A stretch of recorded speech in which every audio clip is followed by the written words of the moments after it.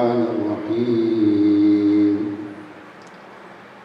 اللهم إني أسألك برحمتك التي وسعت كل شيء وبقوتك التي قهرت بها كل شيء وخضع لها كل شيء وذل لها كل شيء وبجبروتك التي غلبت بها كل شيء وبعزتك التي لا يقوم لها شيء وبعظمتك التي ملأت كل شيء وبسلطانك الذي على كل شيء وبوجهك الباقي بعد فناء كل شيء وبأسمائك التي ملأت أركان كل شيء وبعلمك الذي أحاط بكل شيء وبنور وجهك الذي أضاء له كل شيء. يا نور يا قدوس يا نور يا قدوس يا نور يا قدوس يا أول الأولين ويا آخر الآخرين. اللهم اغفر لي الذنوب التي تهتك العصام.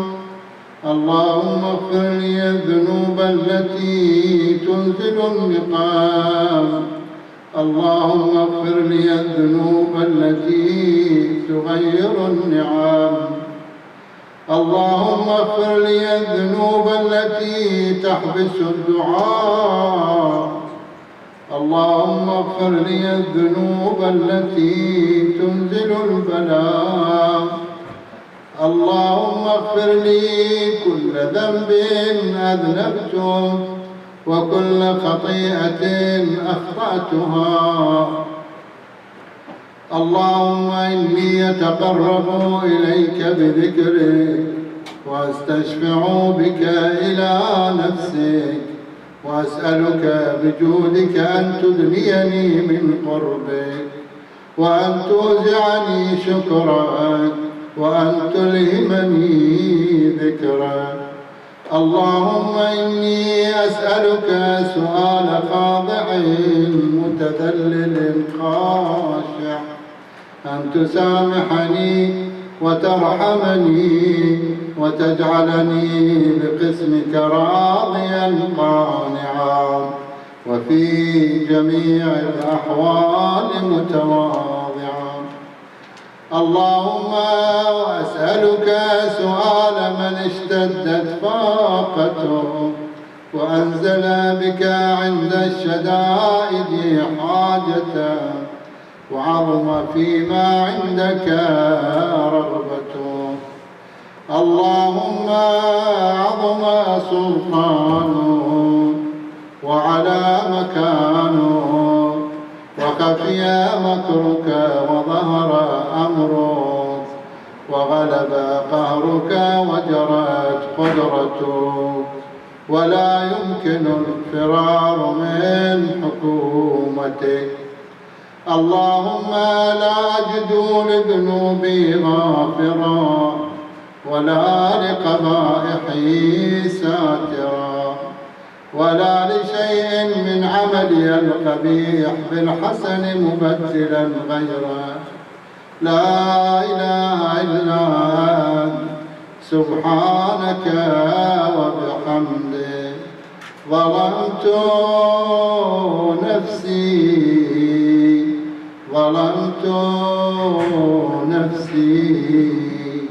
وتجرأت بجهلي وسكنت إلى قديم ذكرك لي ومنك علي. اللهم مولاي كم من قبيح سترت وكم من فادح من البلاء أقلت، وكم من عثار وقيت، وكم من مكروه دفعت، وكم من ثناء جميل لست أهلا له نشرت. اللهم عظم بلائي وأفرط بي سوء حالي، وقصرت بي أعمالي، وقعدت بي أغلالي، وحبسني عن نفعي بعد آمالي، وخدعتني الدنيا بغرورها، ونفسي بجنايتها، ومطالي يا سيدي. فأسألك بعزتك أن لا يحجب عنك دعائي سوء عملي وفعالي، ولا تفضحني بخفي ما اطلعت عليه من سري، ولا تعاجلني بالعقوبة على ما عملته في خلواتي من سوء فعلي وإساءتي ودوام تفريطي وجهالتي وكثرة شهواتي وغفلتي. وكن اللهم بعزتك لي في كل الأحوال رؤوفا، وعلي في جميع الأمور عطوفا. إلهي وربي، من لي غيرك أسأل كشف ضري والنظر في أمري. إلهي ومولاي، أجريت علي حكما اتبعت فيه هوى نفسي، ولم أحترس فيه من تزيين عدوي، فغرني بما أهوى وأسعده على ذلك القضاء، فتجاوزت بما جرى علي من ذلك بعض حدودك، وخالفت بعض أوامرك، فلك الحمد علي في جميع ذلك، ولا حجة لي فيما جرى علي فيه قضاؤك، وألزمني حكمك وبلاؤك. وقد أتيتك يا إلهي بعد تقصيري وإسرافي على نفسي، معتذرا نادما منكسرا مستقيلا، مستغفرا منيبا، مقرا مذعنا معترفا، لا أجد مفرا مما كان مني، ولا مفزعا أتوجه إليه في أمري غير قبولك عذري، وإدخالك إياي في سعة رحمتك. اللهم فاقبل عذري، وارحم شدة ضري، وفكني من شد وثاقي. يا رب ارحم ضعف بدني، يا رب ارحم ضعف بدني، ورقة جلدي ودقة عظمي.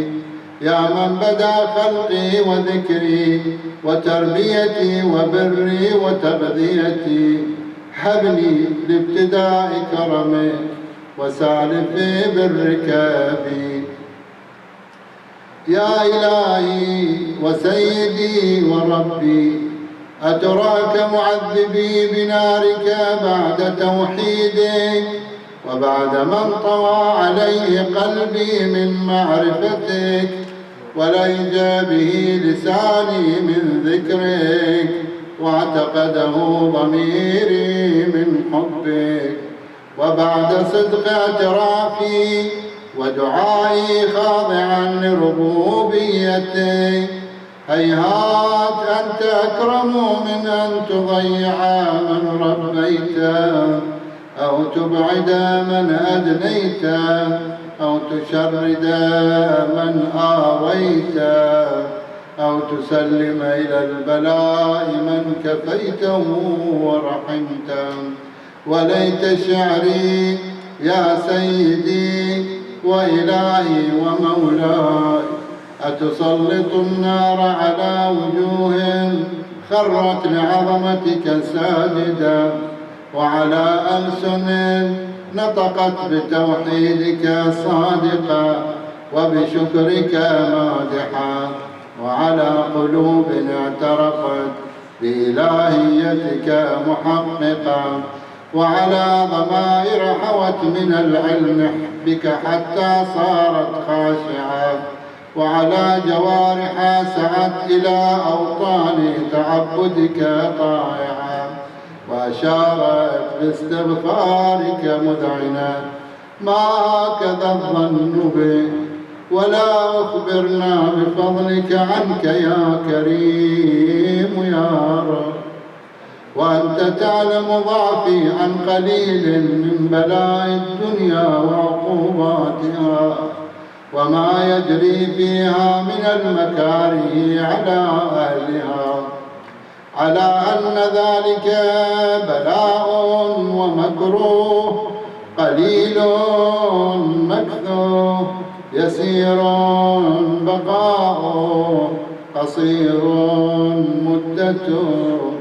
فكيف احتمالي لبلاء الآخرة وجليل وقوع المكاره فيها، وهو بلاء تطول مدته ويدوم مقامه ولا يخفف عن أهله، لأنه لا يكون إلا عن غضبك وانتقامك وسخطك، وهذا ما لا تقوم له السماوات والأرض.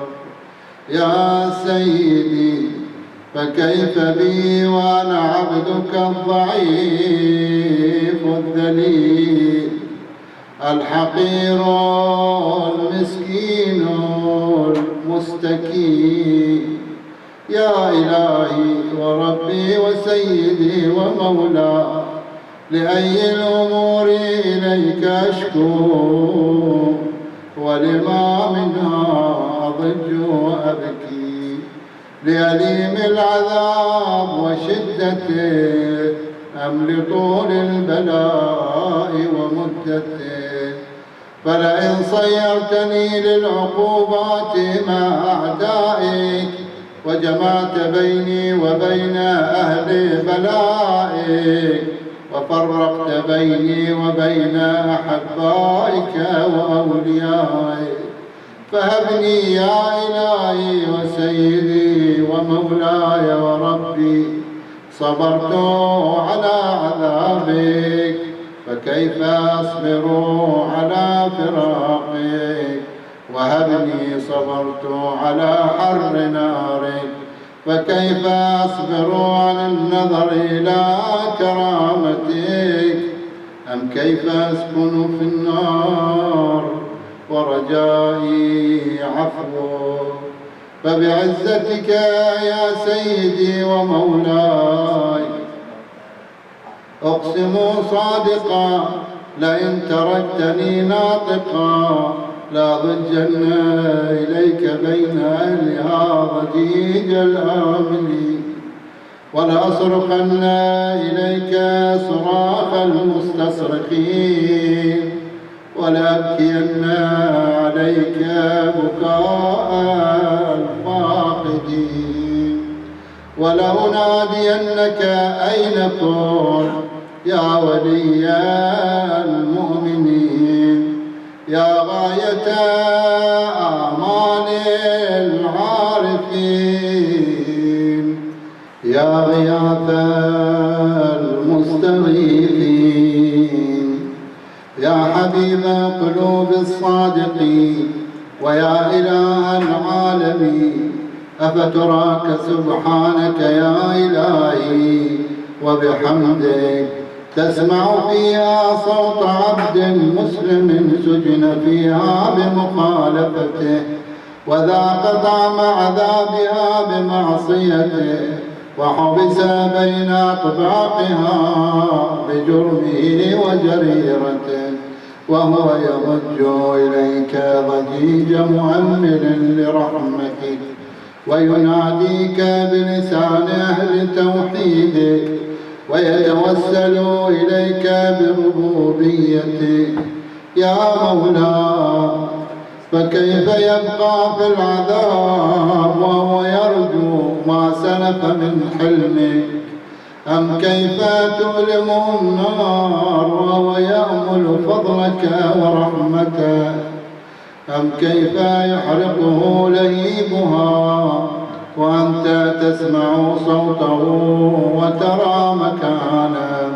أم كيف يشتمل عليه زفيرها وأنت تعلم ضعفه؟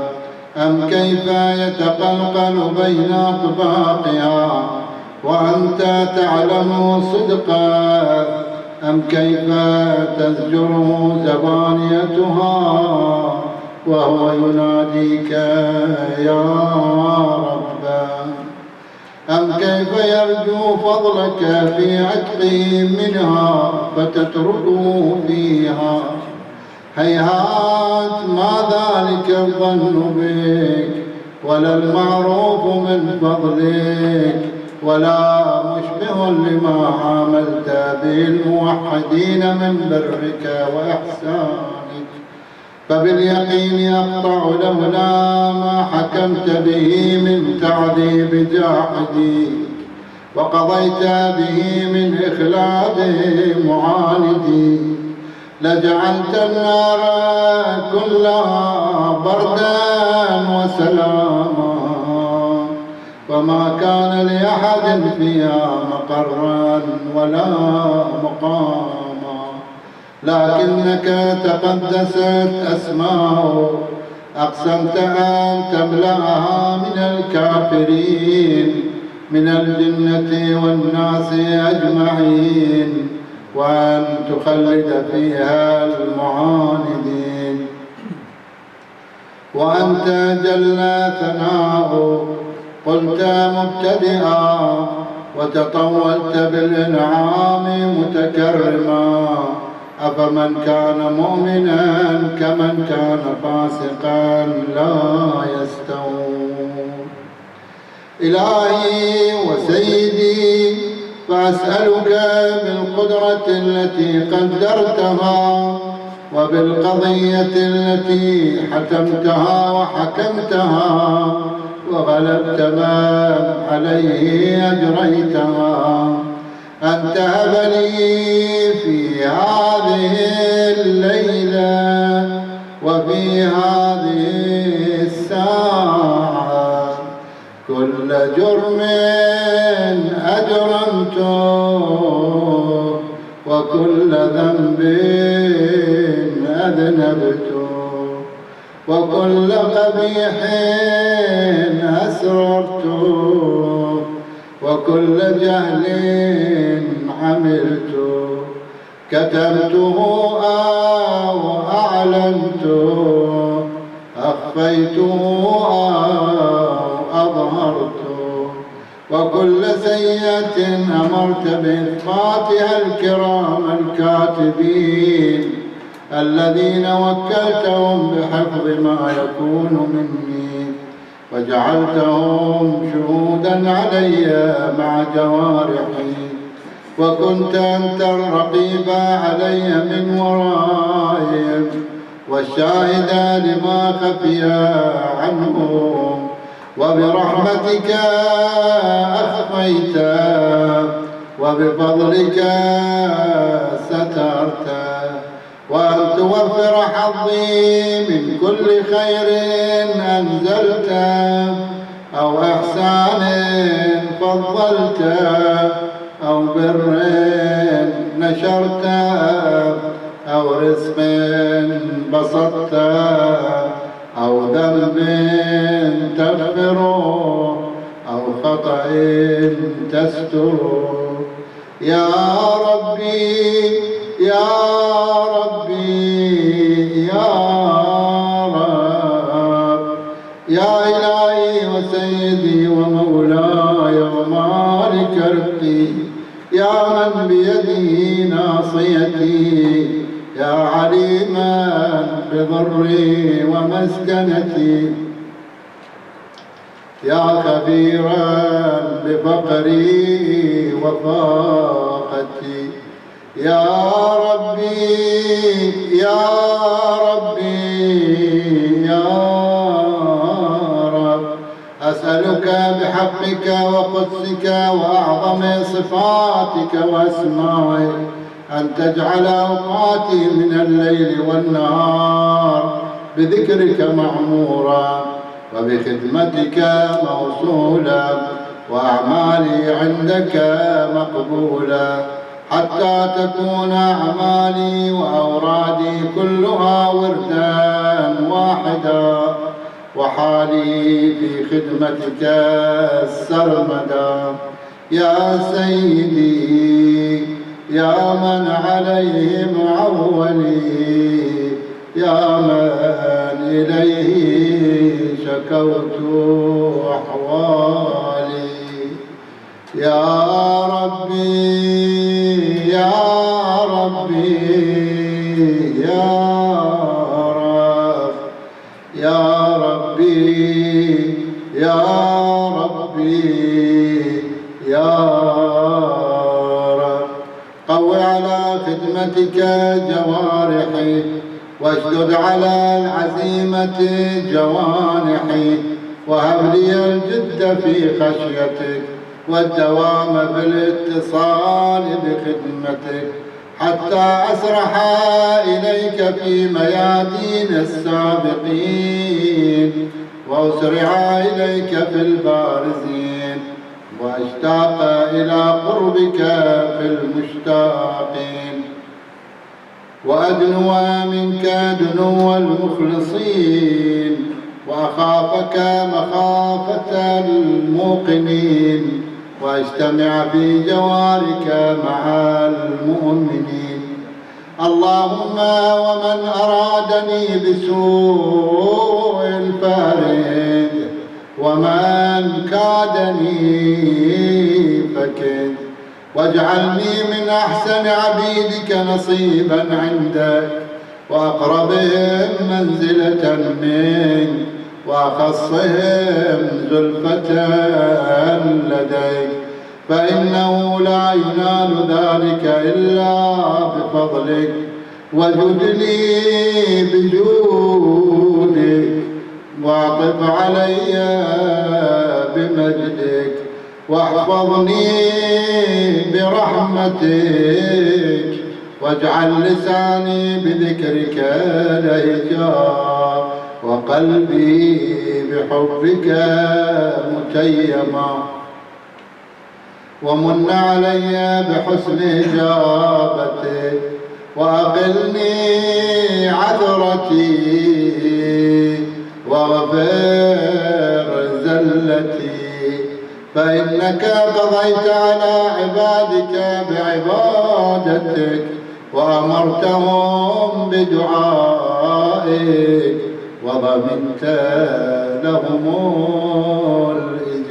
الإجابة فإليك يا ربي نصبت وجهي وإليك يا ربي مددت يدي فبعزتك استجب لي دعائي وبلغني مناي ولا تقطع من فضلك رجائي واكفني شر الجن والإنس من أعدائي يا سريع الرضا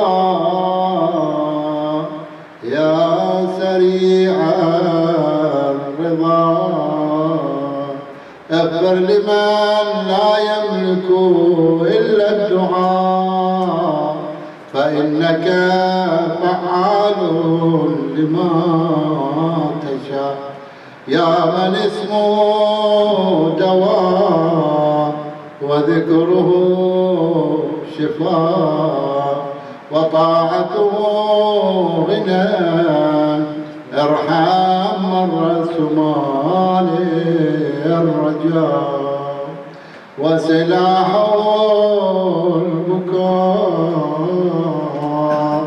يا سابغ النعم يا دافع النقم يا نور المستوحشين في الظلام يا عالما لا يعلم صل على محمد وآل محمد وافعل بما أنت أهله وصلى الله على رسوله والأئمة الميامين من آله وسلم تسليما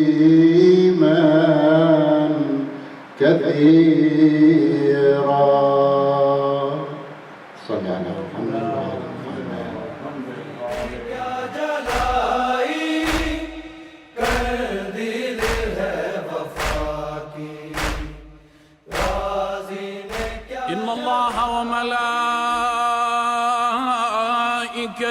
يصلون على النبي يا أيها الذين آمنوا صلوا عليه وسلموا تسليما.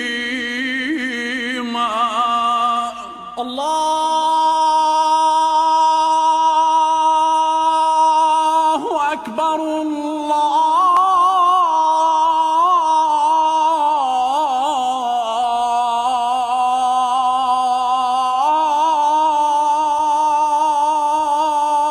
الله أكبر الله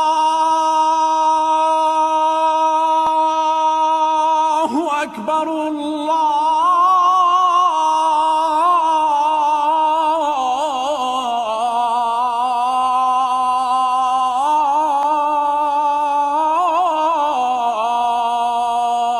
الله أكبر.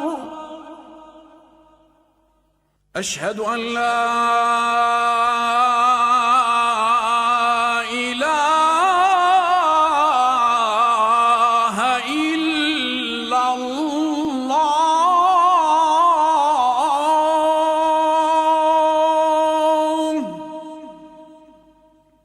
أشهد أن لا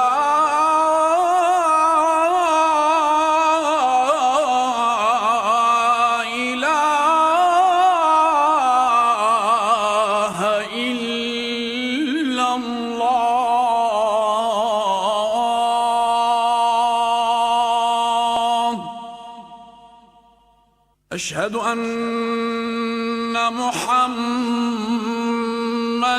رسول الله.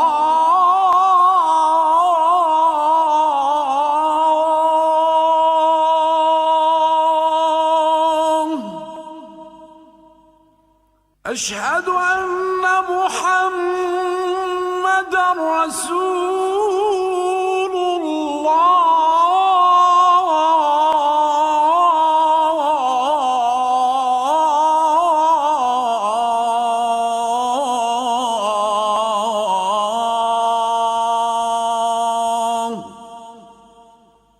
أشهد أن عليا ولي الله.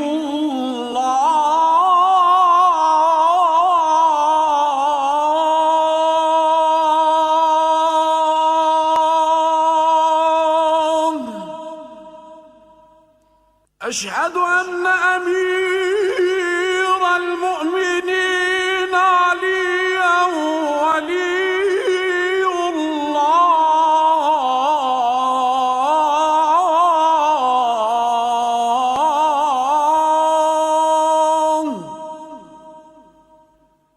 حي على الصلاة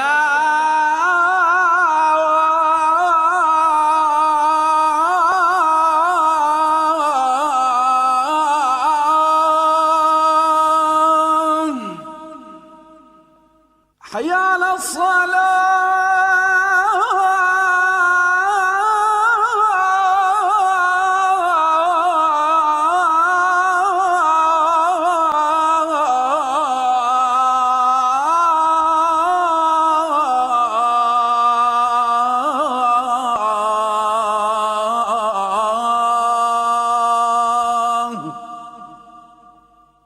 حي على الفلاح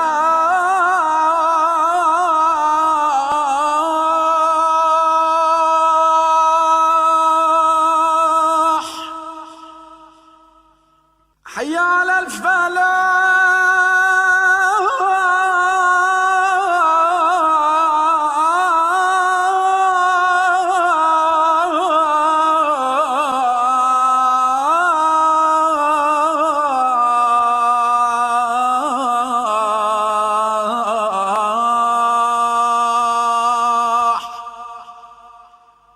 حي على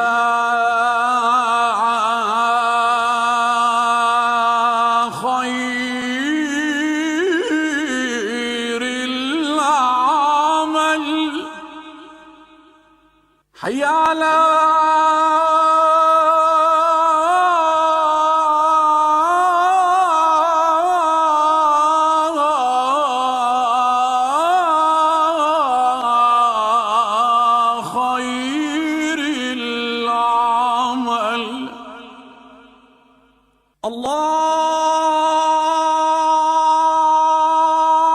الله أكبر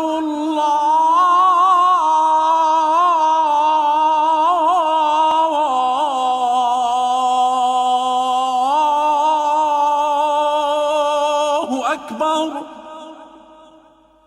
لا إله إلا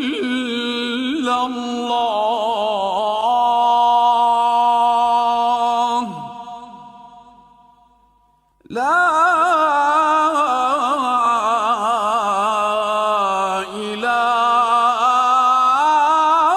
إله إلا الله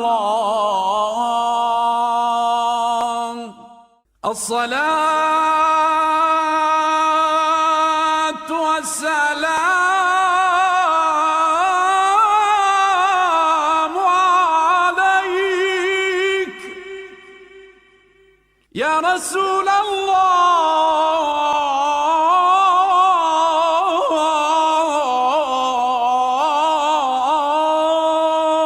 الله عليك وعلى آلك الطيبين الطاهرين والحمد لله رب العالمين يا جلائی کر دل ہے وفا کی أعوذ بالله من الشيطان الرجيم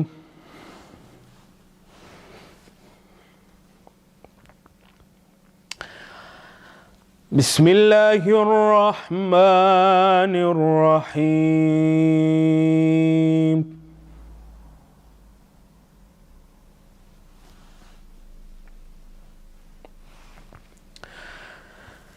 يا أيها الناس إنا خلقناكم من ذكر وأنثى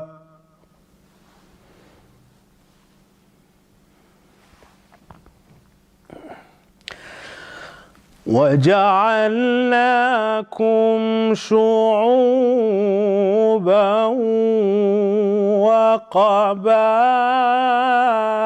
وقبائل لتعارفوا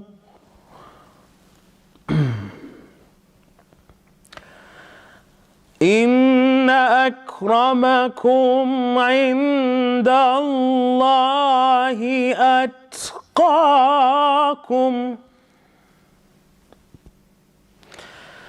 إن الله عليم خبير.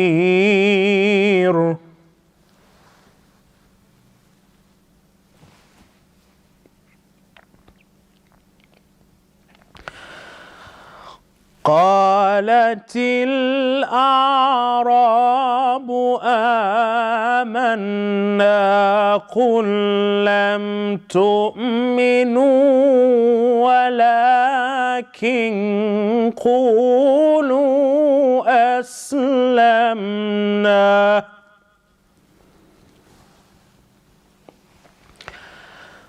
ولما يدخل الإيمان في قلوبكم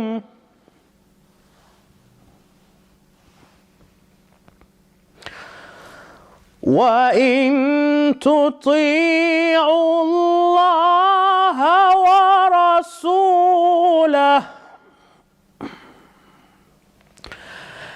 لا يلتكم من أعمالكم شيئا إن الله غفور رحيم.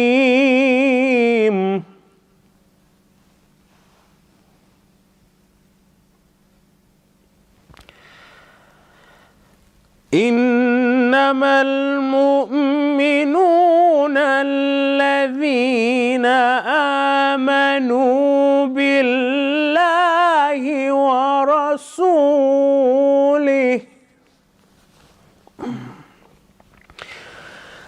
إنما المؤمنون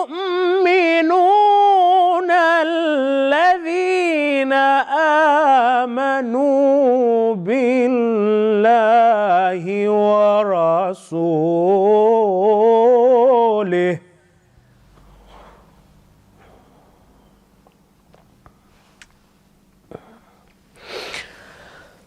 ثم لم يرتابوا وجاهدوا بأموالهم وأنفسهم في سبيل الله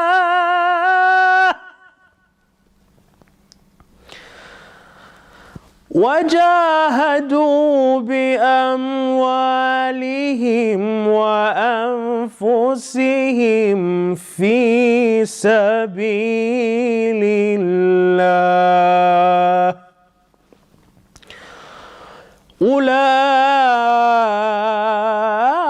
أولئك هم الصادقون.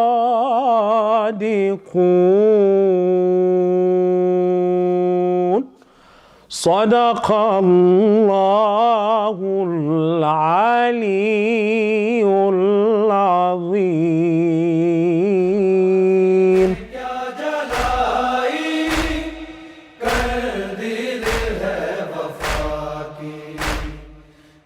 औज़ु बिल्लाहि मिनश्शैतानिर्रजीम बिस्मिल्लाहिर्रहमानिर्रहीम अल्लाहुम्मा सल्लि अला मुहम्मदिन व आलि मुहम्मद। अज़ीज़ बहनों, भाइयों, बुज़ुर्गों, बच्चों, मेरा नाम आमिर सफ्तर है और मैं MCE का वाइस प्रेसिडेंट हूँ। तो सबसे पहले इस मुहर्रम हराम के मौके पे मैं अपनी तरफ से, तमाम इंतज़ामिया की तरफ से और बाकी इदारों की तरफ से भी अपने पैगम्बर खुदा मोहम्मद सल्लल्लाहु अलैहि वसल्लम, पहले इमाम हज़रत अली अलैहिस्सलाम, बीबी फ़ातिमा-तुज़-ज़हरा और अपने वक्त के इमाम हज़रत हुज्जतुल्लाह फ़रजू के खिदमत में ताज़ियत पेश करता हूँ। इस मुहर्रम हराम के मौके पे वैसे तो मुहर्रम वैसे भी तकलीफ़ का महीना होता है, लेकिन इस साल ये कोविड-19 की वजह से तकलीफ़ात काफ़ी ज़्यादा हैं। बहुत सी फैमिलियों ने अपनी फैमिली के अरकान लूज़ किए इस दफ़ा, और ख़ुसूसन अभी हमारे एक अज़ीज़ मौलाना जनाब नकवी साहब हमसे दूर हो चुके हैं। अल्लाह ताला उनकी रहमत फरमाए और ان کا خلا تو نہیں پورا ہو سکے گا، لیکن اللہ تعالیٰ ان کے اعمال میں جو ہم سے موقع مل سکے تو ہم ان کی خوشنودی کے لیے مزید کوششیں کر سکتے ہیں۔ تو باقی جس طرح اللہ تعالیٰ کے نظام ایسا ہے کہ جب بھی کوئی مصیبت آتی ہے تو اس کے ساتھ آپ کو موقع بھی ملتے ہیں کہ ہم اپنے آپ کو کچھ امپرومنٹ کر سکیں۔ تو الحمدللہ اس دفعہ 3 اداروں نے مل کے ایسٹ لنڈن میں یہ جوائنٹلی وینچر کیا ہے۔ تو مقصد اس میں اصل میں تو یہی ہے کہ ہم نے اہل بیت کی خدمت کرنی ہے اور امام حسین علیہ السلام کا اصل میسج عوام تک پہنچانا ہے۔ تو اس میں جو جوائنٹ کوششز ہو چکی ہیں اور ہو رہی ہیں، تو اللہ تعالیٰ اس میں مزید برکت ڈالے گا۔ ظاہر ہے اس دفعہ پہلا تجربہ ہے، تو ہم آپ کی فیڈ بیک کے متوقع رہیں گے کہ آپ جو بھی آپ کو اچھی چیز لگے اس کے ہمیں داد دیجیے گا، اور جو آپ کو خامی نظر آئے تو آپ اس پہ ہمیں تنقید بھیجیے گا، تو انشاءاللہ ہم کوشش کریں گے کہ اس کو مزید بہتر بنایا جا سکے۔ اس کے علاوہ موجودہ حالات میں خصوصاً ہمارے یوتھ پروگرام ایوب راشد ہیں اور کچھ اور بھی ینگسٹر ہیں، انہوں نے کافی تو کوشش کر کے تو سوشل میڈیا سے بہت زیادہ اچھا پرفارم کیا ہے۔ تو کوشش کریں کہ آپ اپنے بچوں کو خصوصاً انگیج کریں۔ ایک مصیبت اس دفعہ یہ ہے کہ ہم جو محرم کی مجالس جو اداروں میں جا کے برپا ہوتی تھی تو ہم پرسہ دینے کے لیے آتے تھے، تو وہ موقع نہیں مل سکتے۔ تو میں آپ سب بہن بھائیوں سے گزارش کروں گا کہ ابھی تو آپ کے پاس تھوڑا وقت بھی زیادہ ہوگا کیونکہ ٹریول ٹائم بھی بچتا ہے، لیکن کوشش کریں کہ اپنے گھروں میں بھی وہی محرم کا ماحول بنائیں تاکہ بچوں کو ڈسپلن کے ساتھ پتہ چلے کہ محرم الحرام کے کیا ہے، اور اصل میں وہ اصل میں امام حسین علیہ السلام کے پیغام کو سمجھیں۔ صرف یہی نہیں کہ غم کرنا بھی لازمی ہے، لیکن اصل میں مقصد شہادت حسین کو سمجھنا سب سے زیادہ ضروری ہے۔ اس کے ساتھ میں اپنی طرف سے، اپنی انتظامیہ کی طرف سے، اپنے ڈائریکٹرز کی طرف سے، اپنے لوکل علماء خصوصاً شیخ ایوب صاحب کا اور شیخ جواد صاحب کا بہت شکر گزار ہوں کہ وہ ہر وقت ہم کو بہت سروس پرووائڈ کرتے ہیں اور بہت سے مواقع پہ خدمت کرتے ہیں عوام کی۔ تو ان کی صحت و سلامی کے لیے اور دوسرے جملہ مومنین مومنات اور سب کے لیے ایک دفعہ صلوات۔ اللہم صلی علی محمد وآل محمد۔ اللہم صلی علی محمد وآل محمد۔ عزور سیدی و مولائی و معتمدی و رجائی، ذخری و ذخیرتی فی آخرتی و دنیای، على الإمام الحسين عليه السلام الله زيارة مني ونيابة عن والدي وعن جميع المؤمنين والمؤمنات، قربة إلى الله تعالى. السلام عليك يا أبا عبد الله، السلام عليك يا ابن رسول الله، يا مظلوم كربلاء، يا غريب الغرباء. اللهم صل على محمد وآل محمد. کربلا کربلا وسط پہ دو بیرا، ایک حیا دا خدا، ایک وفا دا خدا، ایک حیا دا خدا، ایک وفا دا خدا، ایک ناز محمد دار، ایک زارا کی دعا، کربلا کربلا وسط پہ دو بیرا، ایک دات نپ کے ہے در ٹوریندا رہا، ایک نچا کے محمد کھیڈیندا رہا، ایک دات نپ کے ہے در ٹوریندا رہا، ایک نچا کے محمد کھیڈین داریا انج کھیڈین داریا ایک دا ناز خدا ویکھینے ایک دا لیا کربلا کربلا واسطے پہ دو بیرا ایک حیا دا خدا ایک وفا دا خدا ایک بیرا دین خالق دی تو کی رہے ایک بیرا پوری ہے درد تصویر ہے ایک بیرا دین خالق دی تو کی رہے ایک بیرا پوری ہے درد تصویر ہے پوری تصویر ہے ایک دا پاک علم بنیا ہے ایک دا ذوالجنا کربلا کربلا واسطے پہ دو بیرا ایک حیا دا خدا ایک وفا دا خدا ایک دا ناز خدا ویکھینے ایک دا عالیہ کربلا کربلا کربلا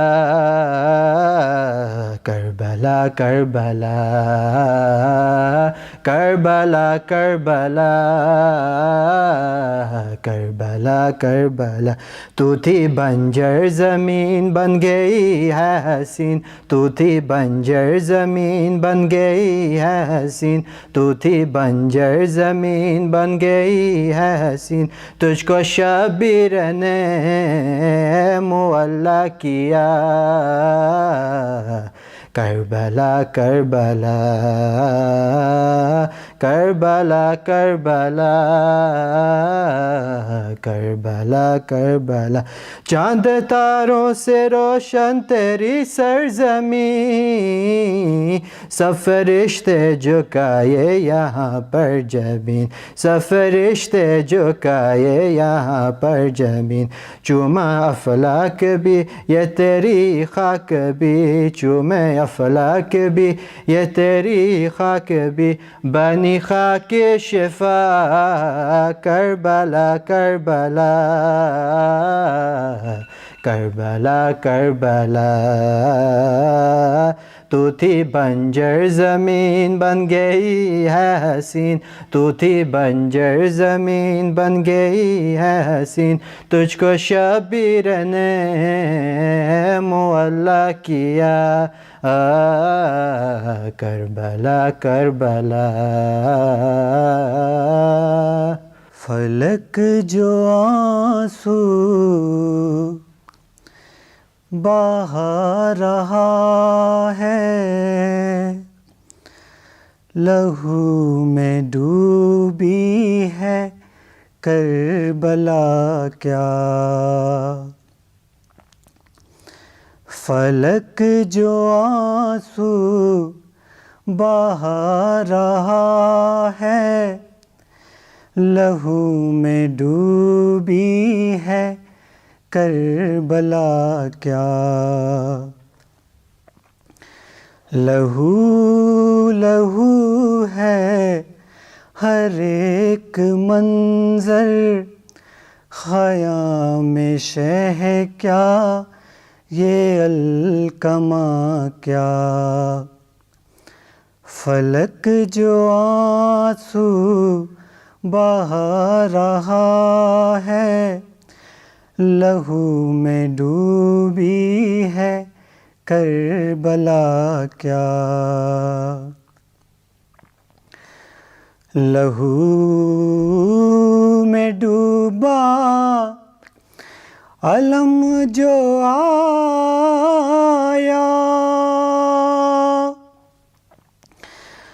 کیا تھا بے چادری نے سایہ لہو میں ڈوبا علم جو آیا کیا تھا بے چادری نے سایہ سکینہ رو رو کے پوچھتی ہے نہ آئیں گے گھر میں اب چچا کیا فلک جو آنسو بہا رہا ہے لہو میں ڈوبی ہے کربلا کیا ہر ایک صدمہ تھا ایک اذیت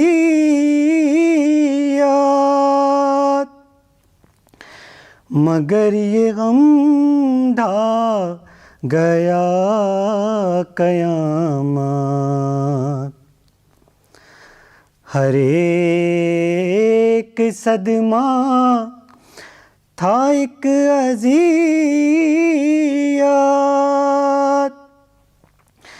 مگر یہ غم ڈھا گیا قیامت کسی نے یہ بھی نہ کہ پوچھا رسول زادی کہو ہوا کیا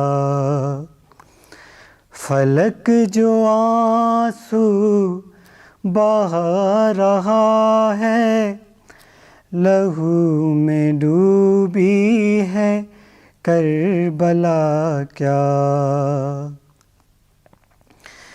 گرا ہے نو کے سینہ سے کیوں سر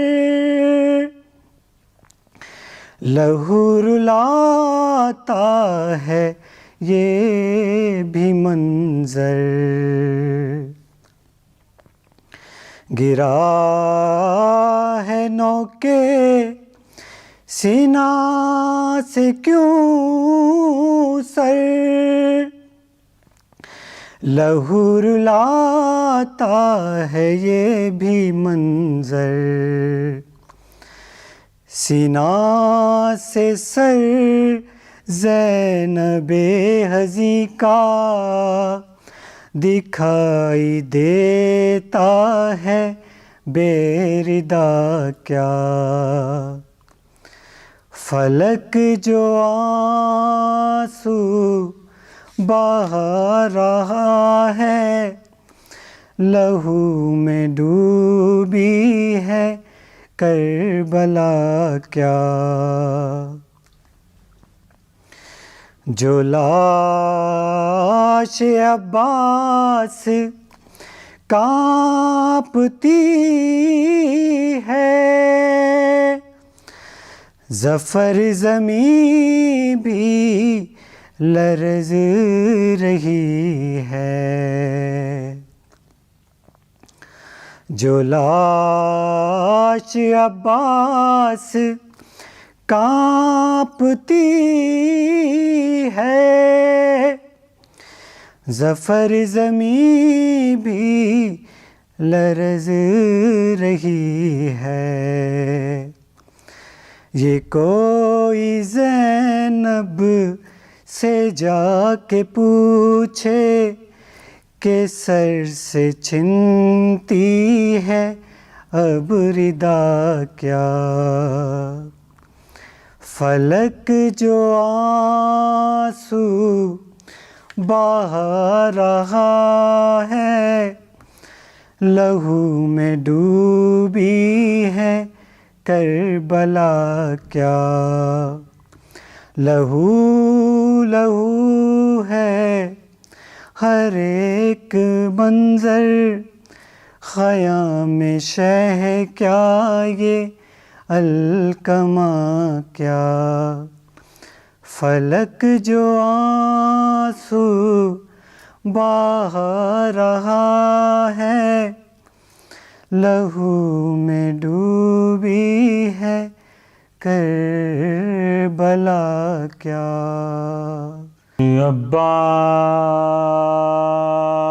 عباس نہ مارے جاتے، کاش عباس نہ مارے جاتے، کاش عباس نہ مارے جاتے، کاش عباس نہ مارے جاتے۔ دونوں بازو وہ شگنشاہ وفا کے تھامے، لاش عباس پہ شبیر بکا کرتے تھے، بھائی تم بعد ہمارے جاتے، بھائی تم بعد ہمارے جاتے، کاش عباس نہ مارے جاتے۔ اس طرح لگتی نہ اکبر کے کلیجے میں سنا، اس طرح ہوتی نہ سادات کے خیموں میں فغاں، یوں نہ زینب کے سہارے جاتے، یوں نہ زینب کے سہارے جاتے، کاش عباس نہ مارے جاتے، کاش ہوتے تو اٹھا لاتے علمدار کی لاش، ساتھ شبیر کے دفناتے علمدار کی لاش، اور نہ زینب کے دلارے جاتے، اور نہ زینب کے دلارے جاتے، کاش عباس نہ مارے جاتے، گردن شاہ پہ یوں رن میں نہ خنجر چلتا،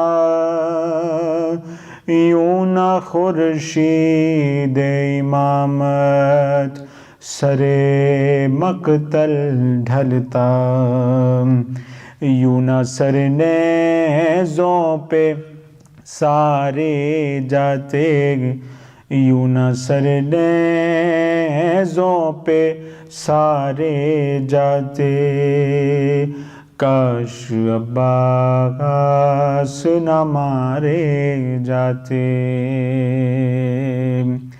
ہوتے عباس سے دلاور تو نہ خیمے جلتے، شام غربت نہ سکینہ کو تمانچے لگتے، گوشوارے نہ اتارے جاتے، گوشوارے نہ اتارے جاتے،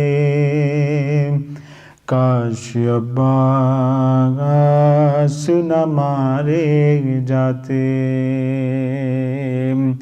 ہوتے عباس تو چھنتی ناردہ زینب کی، پاؤں میں عابد مزتر کے نہ بیڑی ڈلتی، تازیانے بھی نہ مارے جاتے، تازیانے بھی نہ مارے جاتے،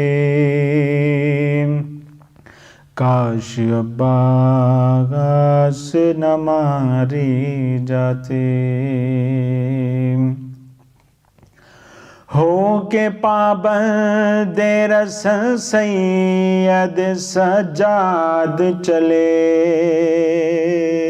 नगर को देख के रोते हुए ये क्या कहने लगे, सब वतन साथ हमारे जाते, सब वतन साथ हमारे जाते, काश अब्बास न मारे जाते, काश अब्बास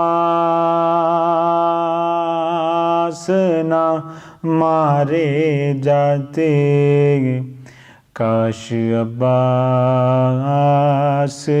न मारे जाते। अल्लाहुम्मा सल्ली अला मुहम्मद व आलि मुहम्मद। बिस्मिल्लाहिर्रहमानिर्रहीम। अल्हम्दुलिल्लाहि रब्बिल आलमीन वस्सलातु वस्सलामु अला अशरफिल अंबिया'i वल मुरसलीन वल्हम्दुलिल्लाहि रब्बिल आलमीन। Brothers and sisters in Iman, I would like to take this opportunity to thank Allah for blessing us with the Prophet Muhammad sallallahu alaihi wasallam and his holy progeny in understanding Islam. We are blessed in the sense that we can struggle in these times in portraying the message of Islam. Allah wants us to be steadfast and serve Him. As a result of this, the Prophet and his holy progeny made lots of sacrifices, and the top sacrifice was realized by Imam Hussain alayhi salam at Karbala. We are supposed to project this message as to why he made this sacrifice. As a result of this, we at MCE, the Muslim community of Essex, have joined together coming from different communities to establish an organization that is there to serve on this particular cause. In order for us to provide services, we established a center which a presentation will be coming in a few days as to where it is and the history behind it, our needs, our services, and our projects. In the meantime, we are working very hard through this difficult time where we are facing a double barrel of sorrow, one from the occasion and two from the pandemic. However, with all this, alhamdulillah, as a center we have managed to come up with a lot of virtual programs which have catered for the needs of the community, ranging from regular programs of Thursday nights, Eid, Ramadan, with lectures, with Quran recitations and all sorts of things. Not forgetting the work put down by the youth who presented programs that could reach the youth and give a message of Islam and the holy progeny.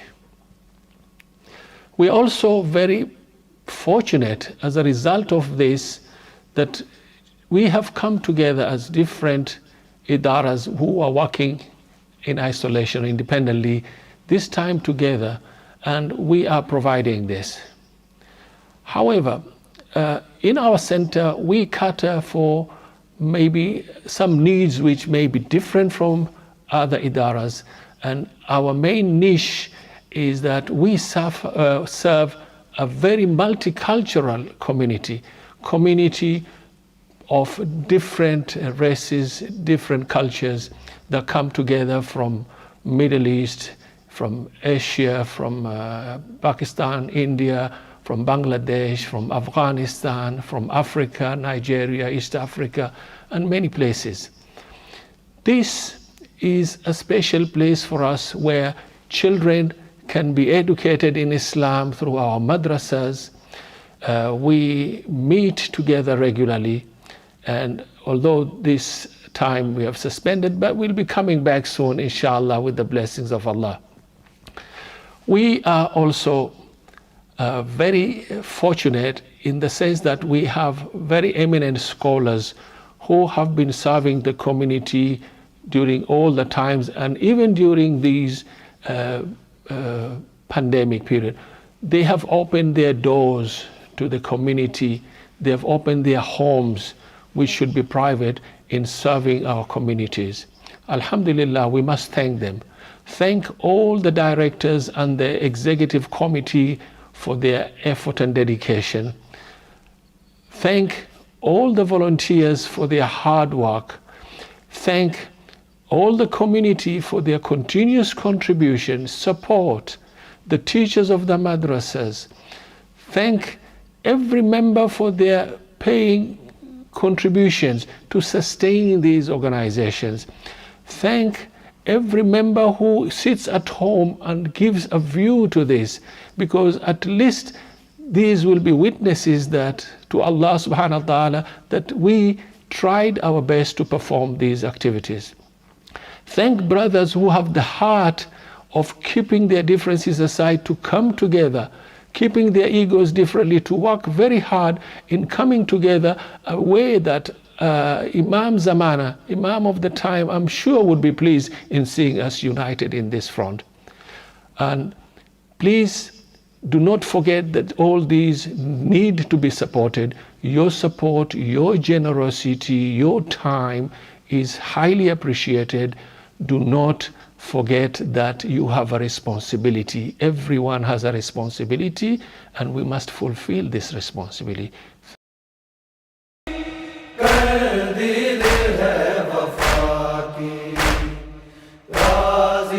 MashaAllah, la hawla wa la quwwata illa billahi al-ali al-azim.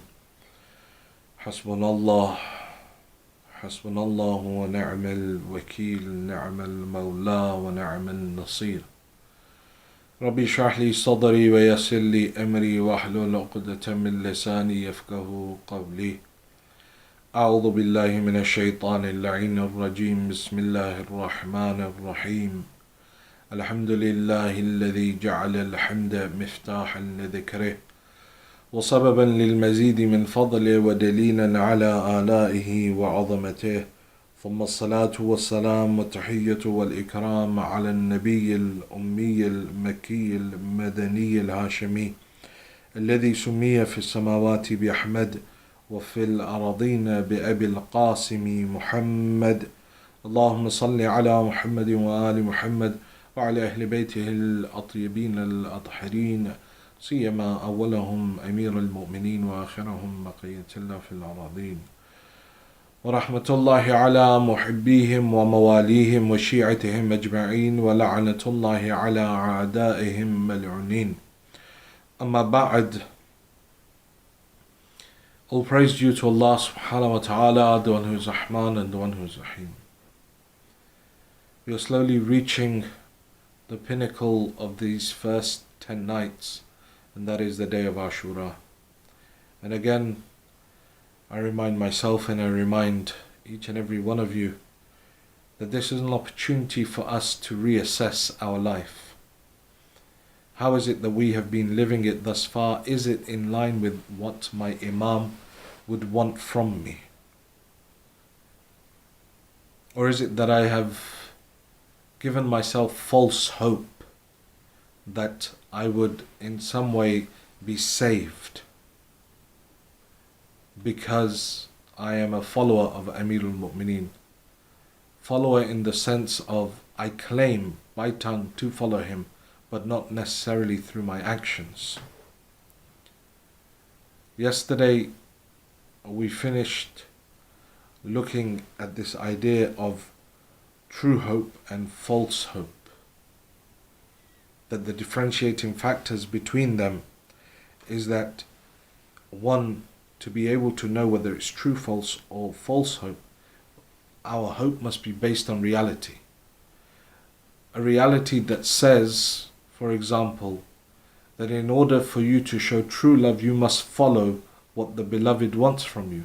If Ahlul Bayt have told us to do certain things and we choose not to do them, or Allah subhanahu wa ta'ala ultimately has told us to do certain things and we choose not to do them, but we still have hope, that hope isn't based on reality.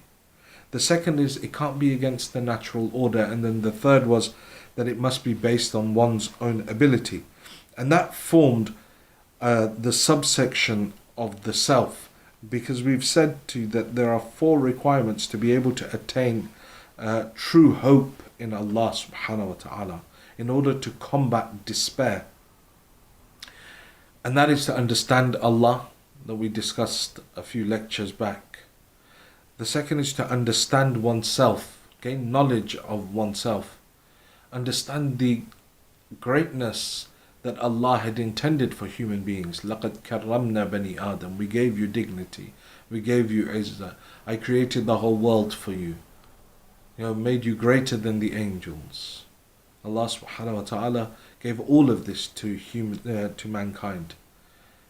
And then the third is to understand the dunya, and the fourth is to understand the akhirah, which we will inshallah discuss in tomorrow's final lecture. Yesterday I said that today we would touch upon some of those individuals from Karbala who really embodied that hope. Those individuals, and I said it in the first lecture and the second lecture, that they're no ordinary people that were there with Abu Abdullah. The moments that they spent with Imam al-Hussein, they were extraordinary. It made them extraordinary. Because even though they may have lived a life of sin potentially before, but when they made that intention to truly turn back to Allah, to truly connect themselves to Imam al-Hussein, just even for a short moment, how many hours was Hur with Abu Abdullah? For the most part, he was on the opposing side. But for those few hours from Shab-e Ashur, or the Subh of Ashur, when he comes to the point that he dies, it's just a few hours. But yet today Hur is Rahmatullah alayh. Hur is someone that we give niyaz, nadar in his name. Hur is someone that we use as a wasila. Hur is someone that we want to name our children after. Abu Abdullah has invited me and you as well on this journey of liqa Allah. And he's made it easier. He's saying, hold on to what I am saying. Like he told the people of Basra. Listen to what I have to say. Obey my commands. Ahdikum sabil al-rashad. I'll take you towards success in this dunya and in the akhirah.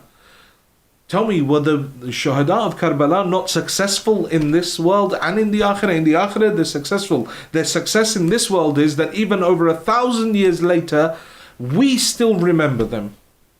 They're still known as the greatest people that ever fought by the side of any Imam. It's amazing. Many of these individuals had, aside from those that were previously living a life of sin, then came to Abu Abdullah, but a lot of them had a high esteem. They had high, or they were held in high esteem by society. They were loved by Ahlul Bayt as well. But yet it was their connection to Abu Abdullah that immortalized them. I'll give you an example. For example, Habib ibn Mudahir. Now, Habib ibn Mudahir is companion of Rasulullah, companion of Amirul Mu'mineen, alongside Imam al-Hasan, and dies by the side of Imam al-Hussein. Habib is part of the Shurtat al-Khamis, the 5 elite guards of Amir al-Mu'mineen. Mitham Tammar, Rushayd Hajari, Amr ibn Hamiq, Muhammad ibn Abi Bakr, and Habib ibn Mudahir. These 5 are known as the elite guards of Amir al-Mu'mineen. They were willing to sacrifice everything that they had for the sake of Amir al-Mu'mineen. And they were not just warriors, they were urafa. They knew Allah, they were in love with Allah, in love with their imams. They were granted the ilm of manaya and balaya, the ilm of when someone would die, and also the events that were to occur. I'll give you an example of it. Fudayl ibn Zubayr narrates, he says that one day in Kufa, Mitham Tammar was mounting his horse. And Habib ibn Mudahir was nearby, and he looks at him. And he says to him, I see an old man who sells melons in Darul Rizq, who in the way of Ahl al-Bayt will be hung and his stomach will be cut open. Mitham replies, looking back at Habib, he says, and I see a man with a red covered face who will be killed by the side of the son of the Prophet, and his head will be severed and paraded in Kufa. Those that were surrounding them started talking, said, look at these liars making up things about each other as if they know what is going to happen. Mitham goes on his way, Habib goes to do what he needs to do. A short while later, Rushayd Hajari is passing through. And they tell him, they say, Rushayd, listen, Mitham and Habib were here, and this is what Mitham said to Habib, and Habib replied like this to them. You know, what madness is this? Rushayd Hajari looks at them, he smiles, he says, may God have mercy on Mitham Tammar. He forgot to say that the reward that will be given to the one who brings the head of Habib ibn Mudahir will be more than 100 dirham. They look at this, said, look, another liar. Another liar. They're not willing to accept this, but it is exactly what happens. But I would argue that many of you may not remember Rushayd Hajari or Muhammad ibn Abi Bakr or Amr ibn Hamiq as much as you remember Habib ibn Mudahir, because of his connection to Abu Abdullah. You know, Imam Hussain holds a different position. This is why all the other Imams, they're always constantly saying, don't cry over us, cry for Abu Abdullah. La yawm ka yawmuk ya Abu Abdullah. There's no day like your day, oh Abu Abdullah. All of them looking towards Karbala. It may be the reason why every Eid, ziyarat of Imam al-Hussain. Laylatul Qadr, ziyarat of Imam al-Hussain. Shahadat of Amir al-Mu'mineen on one of the nights of Qadr. But yet still, ziyarat of Imam al-Hussain. Eid, ziyarat of Imam al-Hussain. Arba'een obviously is associated to Imam Hussain, so recite it there. But then the recommendation is any trouble, any difficulties in your life, recite the ziyarat of Imam al-Hussain. Because Abu Abdullah holds a different position. You know, Imam Raza says to Rayyan ibn Shabib, ibn Shabib, إذا كنت باقي للشيء فابكي للحسين. If you want to cry over anything in your life, cry over Abu Abdullah. If you've had some sort of economic issue, you've lost a family member, you're upset about something, you want to cry, then cry for Imam al-Hussain. Let it out in the way of Imam al-Hussain. Not only does it become azadari, but one also relieves that emotion from themselves. So Habib ibn Mudahir, part of the Shurtul al-Khamis. But yet, he's remembered mostly and more prominently for Karbala. When Habib receives the letter from Abu Abdullah, you know, Abu Abdullah addresses Habib as the jurist, Rajulun Faqih.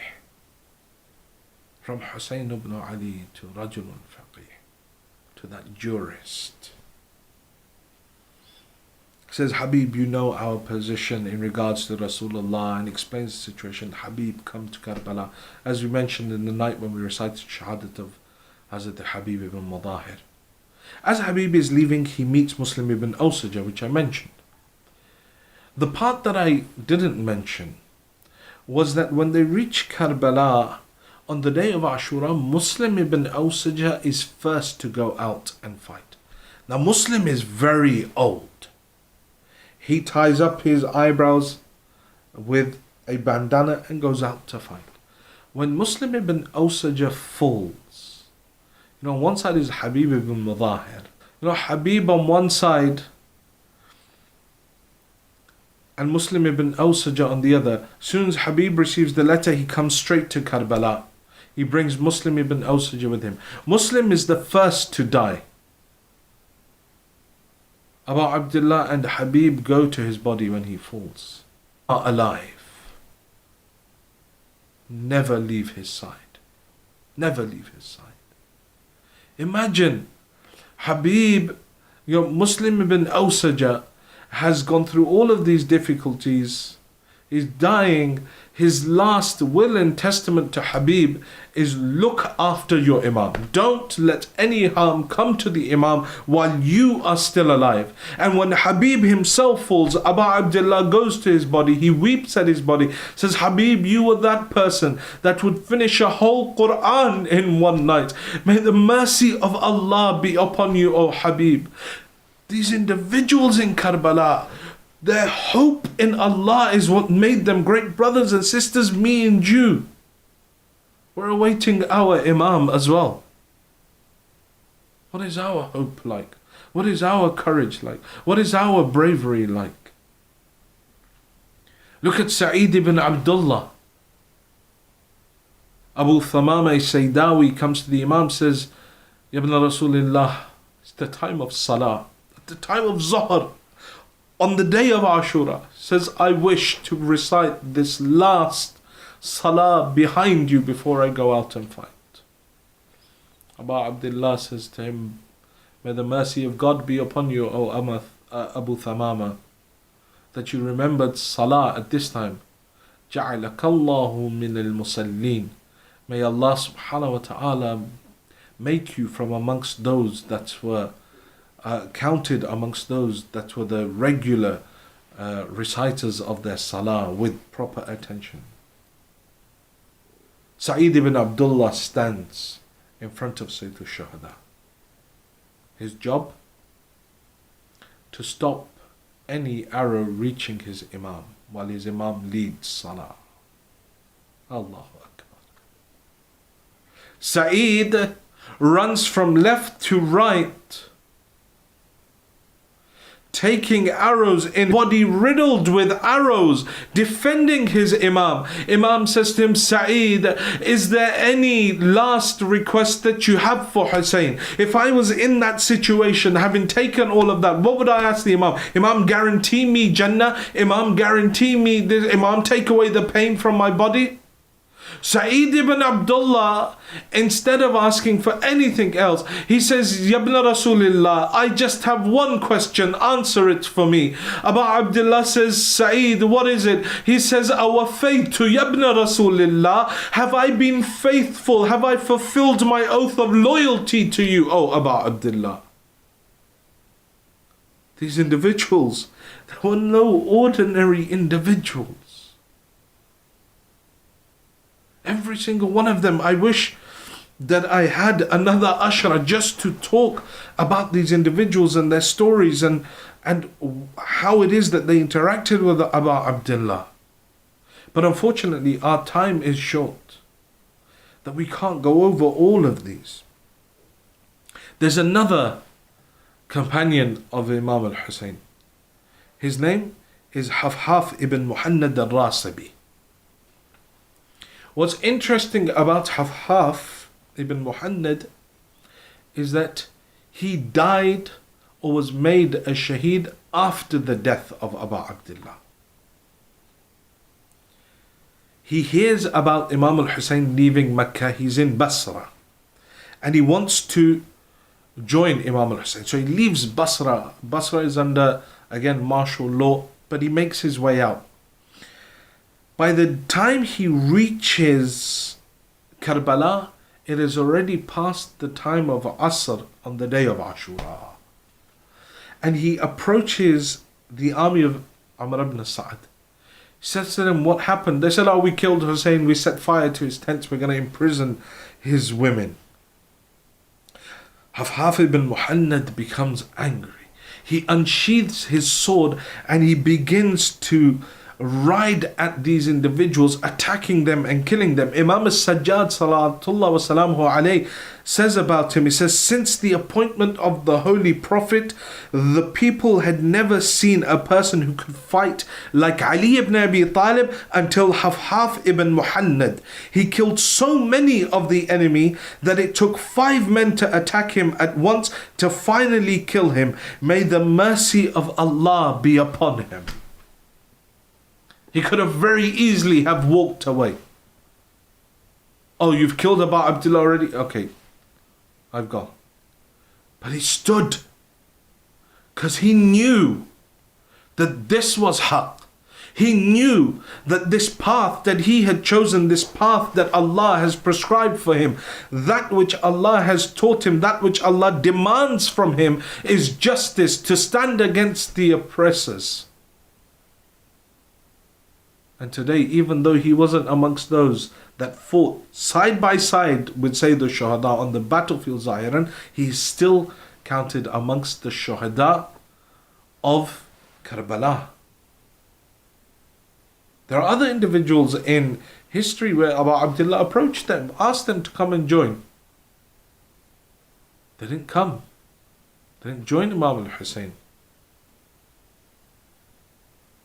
An individual multiple times. You know when Imam Hussein, yesterday I mentioned a sermon that Abu Abdullah gave in Mecca. Man kana badilan fina muhjata wa muwattinan ala liqa Allah falyarhal ma'ana. At that point, Abu Abdullah is surrounded by hundreds of people. But the moment he talked about liqa Allah, falyarhal ma'ana, come with us, I'm leaving Mecca in the morning, people realized this is a one-way journey. He's talking about spilling our blood in the way of God. They realized that there was no dunyavi reward per se, that those things that they held dear, they weren't going to get any of that. Those hundreds that surrounded him petered off to only a handful of people that left Mecca with him. And along the way, different people would come approach Abu Abdullah. He would call them. Some would join him, others wouldn't join. Others would not join his side. There's so many examples like that. But these companions that Imam Hussein had, look at their staunchness. Look at their conviction. And then the master of conviction and the master of loyalty is none other than Al-Abbas alayhi salam. Al-Abbas is that individual that never once in the whole saga of Karbala or in his whole life do you see him ever questioning Abu Abdullah. You know, there when Abu Abdullah is next to the Kaaba and news comes that there's going to be an assassination attempt on Imam al-Hussein, Abbas asks for permission from Sayyid al-Shuhada. He says, Ya ibn Rasulullah, would you allow me to speak to these people? And Imam Hussein says, yeah, go. The narration says Abbas holds on to with one arm holds on to the cloth of the Kaaba and pulls himself up to the roof of the Kaaba. And he begins to recite a khutbah. Look at the ma'rifah of Abbas, not just of his own Imam, of himself, but of Allah subhanahu wa ta'ala. And this dunya and the ultimate end that is akhirah. He embodies that hope. Says Bismillahir Rahmanir Rahim. الحمد لله الذي شرف هذا بقدوم أبي من كان بالأمس بيتا أصبح قبلة. He says, in the name of Allah, the most beneficent, the most merciful, praise be to that Lord who honored this house with the footsteps of this man's father, pointing to Abu Abdullah, talking about Amir al-Mu'mineen. He says, that which until yesterday was a house, but through the barakah of the footsteps of Ali ibn Abi Talib became Qibla. أيها الكفرة الفجرة. He's addressing Hajis, people who have come to do Hajj, have come to Bayt Allah. He says to them, أيها الكفرة الفجرة أتصدون طريق البيت الإمام البررة. O kuffar, O fujjar, O disbelievers, O open sinners, are you trying to stop the way of the Imam of truth towards the Kaaba? من هو أحق به من سائر البرية من هو أدنى به. Tell me who has more right over this Kaaba than him.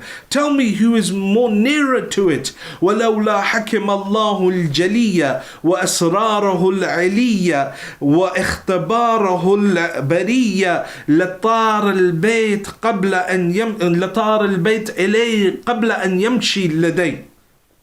He says that were it not for the will of Allah and the laws that He has put down upon this earth, you would have seen that the house itself lifted itself from its foundations and flew itself to Hussein before Hussein could come towards it. قَدْ اسْتَلَمَ النَّاسَ الْحَجَرُ وَالْحَجَرُ يَسْتَلِمُ يَدَيْهِ. That all of you, all of mankind wishes to kiss the black stone, but the stone wishes to kiss the hands of Hussein. وَلَوْ لَمْ تَكُنْ مشية مولاه مجبولة من مشية الرحمن لوقعت عليكم كالصقر الغضبان على الأصافير الطيران. He says, were it not for the will of my master, that is one with the will of the beneficent Lord. See the ma'rifah of his Imam, the ma'rifah of Allah subhanahu wa ta'ala that Abbas has.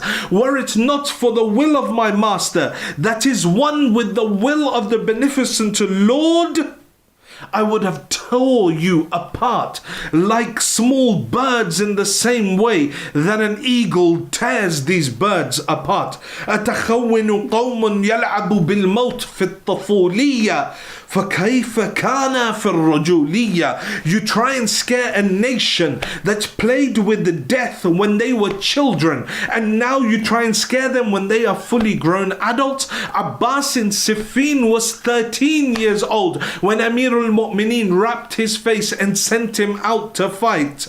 Ibn Sha'sa had 7 sons. Abbas killed all 7, and Ibn Sha'sa, before Amir al-Mu'mineen called back and said, Abbas irji'i ila al-khayam. Abbas returned back to the tent. It was the people that were with Amir al-Mu'mineen that said, Oh Ali, you have a weapon like Abbas here. Why don't you use him? This battle would be ended. Let him go out and fight. Amir al-Mu'mineen looks towards them and says, No, innahu zukhrun lil Hussein. This is the treasure of Hussein for Karbala. Abbas says, وَلَفَدَيْتُ بِالْحَامَاتِ لِسَيِّدِ الْبَرِيَّاتِ دُونَ الْحَيْوَانَاتِ. I wish for myself to be martyred, to be killed in front of my master in the same way that animals are sacrificed. هَيْهَاتْ فَانْظَرُوا ثُمَّ انْظُرُوا. You look and look again. مِمَّنْ شَارِبُ الْخَمْرِ وَمِمَّنْ صَاحِبَ الْحَوْضِ وَالْكَوْثَرِ. On one side you have the master of the pool of Kawthar. On the other side you have a drunkard like Yazid. وَمِمَّنْ فِي بَيْتِهِ الْوَحْيِ وَالْقُرْآنِ وَمِمَّنْ فِي بَيْتِهِ اللَّحْوَاتِ وَالدَّنِسَاتِ وَمِمَّنْ فِي بَيْتِهِ التَّطْهِيرُ وَالْآيَاتِ. Says on one side you have the house of revelation and Quran. On the other side, you have the house of vanity and impurity. And on this side, you have the house of purity and the verses of the Quran. وَأَنْتُمْ وَكَعْتُمْ فِي غَلَطَةِ الَّتِي قَدْ وَكَعْتَ فِيهَا الْقُرَيْشِ لأنهم أردوا قتل رسول الله صلى الله عليه وآله وأنتم تريدون قتل ابن بنت نبيكم ولا يمكن لهم ما دام أمير المؤمنين حيا. Says that you're making the same mistake that the Quraysh made when they thought that they could kill Rasulullah, but they had not counted on Amir al-Mu'mineen being there, and they could never get near Rasulullah as long as Ali was alive. وَكَيْفَ يُمْكِنُ لَكُمْ قَتَلَ أَبِي عَبْدِ اللَّهِ الْحُسَيْنِ مَا دُمْتُ حَيًّا سَلِيلًا. That how is it possible that you then think that you can come near Abu Abdullah al-Hussein while life is still in the body of Abbas? Ta'alaw, come. أخبركم بالسبيل بادروا قتلي. Come, Abbas will tell you a way how you can reach Hussein, how you can kill Abu Abdullah. He says بادروا قتلي, kill me first. واضربوا عنقي ليحصل مرادكم, and cut off my head from my body so that you can fulfill that which you want to do. لا بالغ الله مدراكم بددا وعماركم وأولادكم ولعن الله عليكم وعلى أجدادكم. Says, may God never allow you to reach your goal, and may He reduce your children. La'na upon you and your forefathers. Abbas comes down from the Kaaba. Look at the hope of Abbas. Look at the ma'rifah of Abbas. Look at the basira of Abbas. The amount of trust he had in Abu Abdullah, the same amount of trust and the hope Abu Abdullah had in Abbas. That's why when he comes on the day of Ashura to his brother and says to him, give me permission to go out and fight, Abu Abdullah looks at him, says, Abbas, أنت صاحب لوائي وأنت كبش كتيبتي. Abbas, you are the commander of my army. Abbas, you are my flag bearer. Abbas, how can I let you go out? The ashab all go out. Remember, Abbas has been hearing from day one, Abbas is for Karbala, Abbas is for Karbala. Abbas will defend Abu Abdullah. The Sahabis go out one by one, each of their bodies full. Abu al-Fadl al-Abbas comes back to Abu Abdullah. Brother, give me permission to go out and fight. And Imam al-Hussein again looked at him. أنت صاحب لوائي وأنت كبش كتيبتي. Abbas, you are the commander of this army. Abbas, you are the flag bearer of this army. Abbas, how can I let you go? Ali Akbar goes, Qasim goes, Awan and Muhammad go. All of the Ahlul Bayt are gone. Only remaining is Abu Abdullah and Al-Abbas. He comes again, stands in front of him, says, Oh Abu Abdullah, give me permission to go out and fight.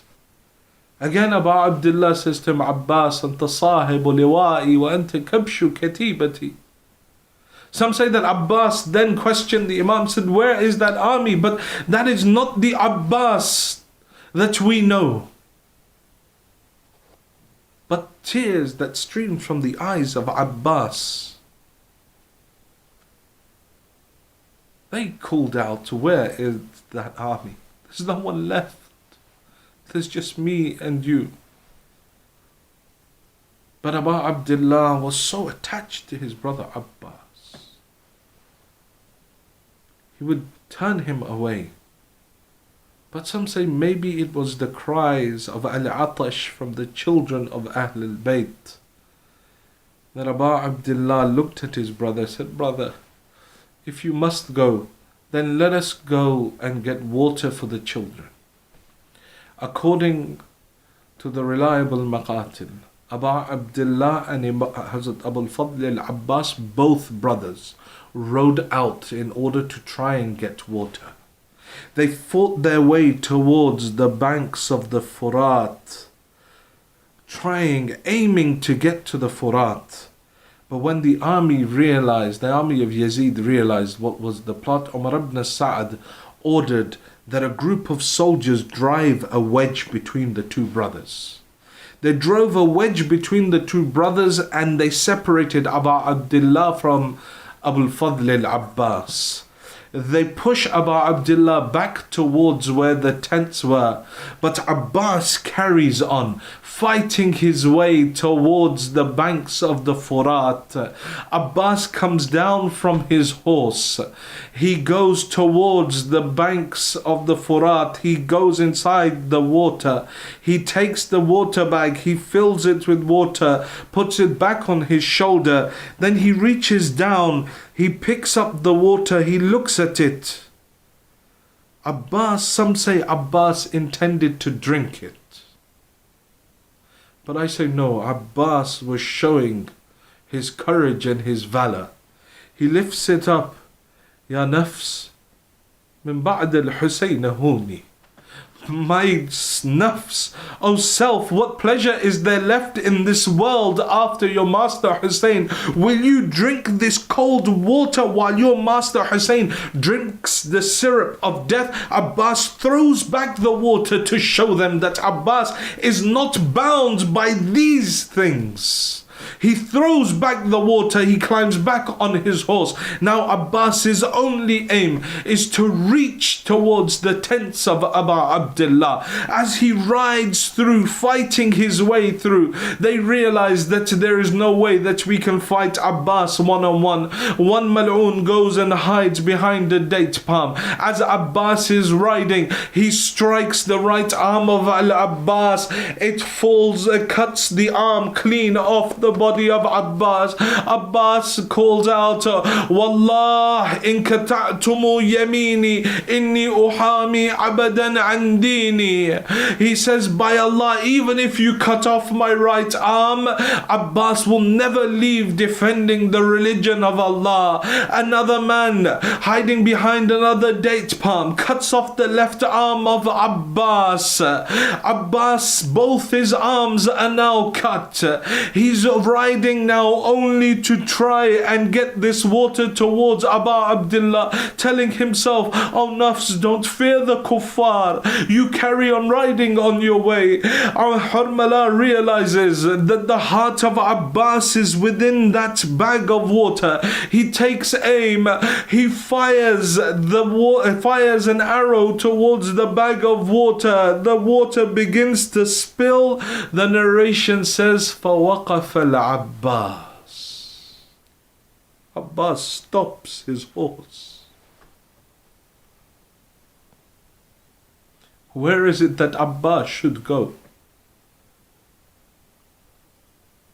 The Maqatil say Umar ibn Sa'ad ordered 4,000 archers to take aim at Abbas.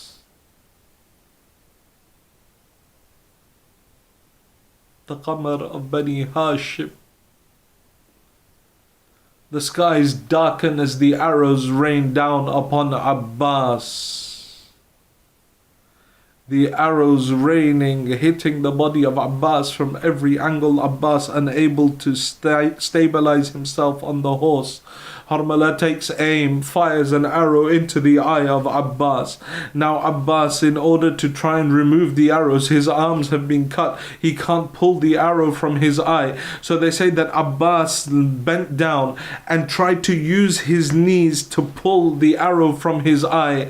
As Abbas bent down, one mal'oon came from behind. He struck the back of the head of Abu al-Fadl al-Abbas with an iron bar. As Abbas is struck, he falls from the horse. As Abbas is falling from the horse, he cries out, Ya akhi adrik akhak.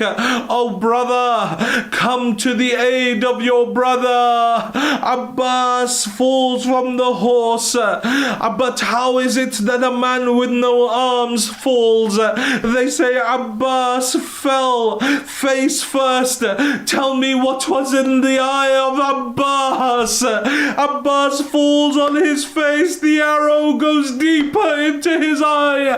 When Abbas called out, there were 4 cries that were heard in Karbala. When he called out, Ya akhi adrik akhak. Oh brother, come to the aid of your brother. The first cry came from Abu Abdullah. He said, Alan inqasara dhahri.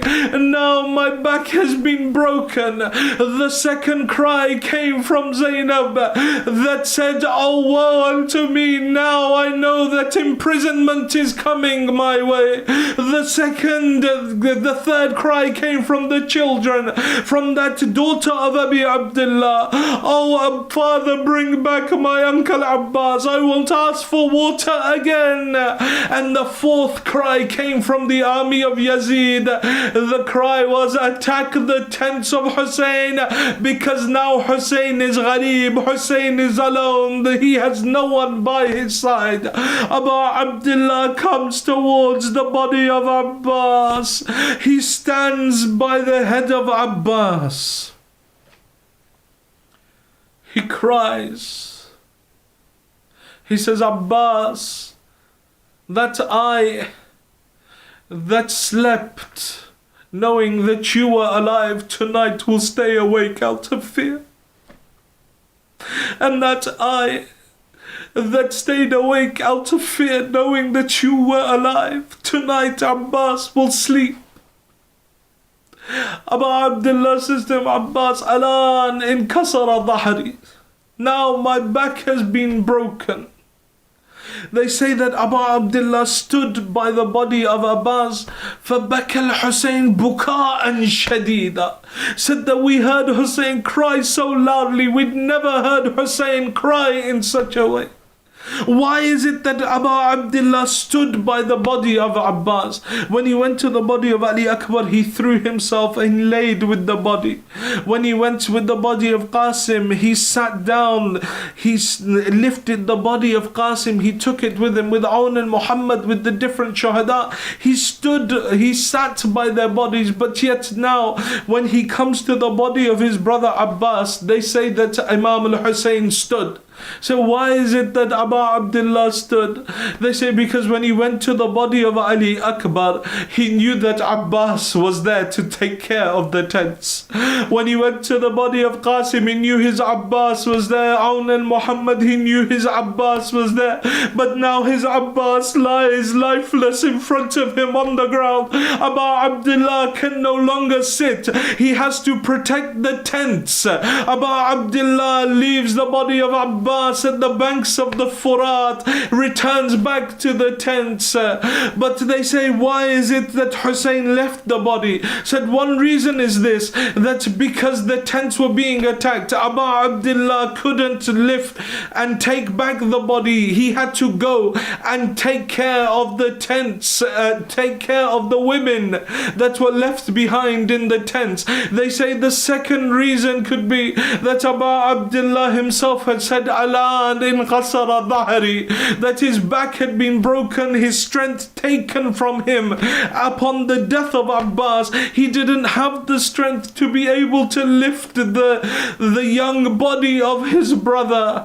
But they say the third reason and the most probable reason is why the Maqatil, when talking about Abbas, they say when the arrows came towards him and he began to be showered by arrows, windows. They began attacking him as well. And as he fell to the ground, they surrounded him and they attacked him in such a way that the Maqtal says, فَقَطَّعُوهُ إِرَبًا إِرَبًا. They mutilated and ripped shreds from the body of Abbas. That when Abu Abdullah came to the body of his brother, he realized that his body was in no state to be lifted, because were he to lift the body of Abbas from the right, the left would fall away, and were he to lift it from the left, the right would fall away.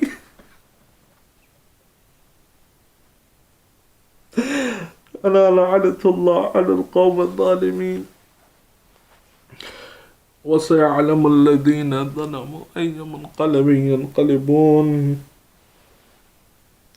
إنا لله وإنا إليه راجعون. Pray to Allah subhanahu wa ta'ala to forgive our sins. Ya Allah, this is the night of Babul Hawa'ij. Ya Allah, for the sake of Al-Abbas, forgive our sins. Ya Allah, forgive the sins of our parents. Ya Allah, for the sake of Al-Abbas, those of our parents that are alive, give them long lives. Those of our parents that have left this world, give them a place next to Ali Muhammad in Jannah. Ya Allah, there are so many that are sitting, watching this from wherever in the world they are. Ya Allah, they brought their hajat on this night. For the sake of Babul Hawa'ij Abbas, Ya Allah, fulfill their hajat. Ya Allah, give us the tawfiq of the ziyarat of Abu Abdullah. Ya Allah, give safety to all the azadar of Sayyid al-Shuhada around the world. Ya Allah, hasten the reappearance of the Imam of our time and allow us to be amongst his true muntadhirin, his true waiters, for the acceptance of these du'as and any other du'as that you brothers and sisters have wherever in the world you may be. Please recite 3 of your loudest salawat ala Muhammad.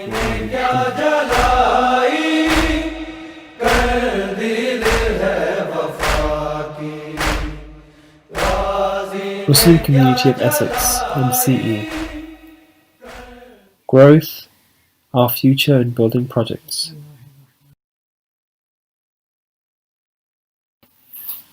MCE history and activities.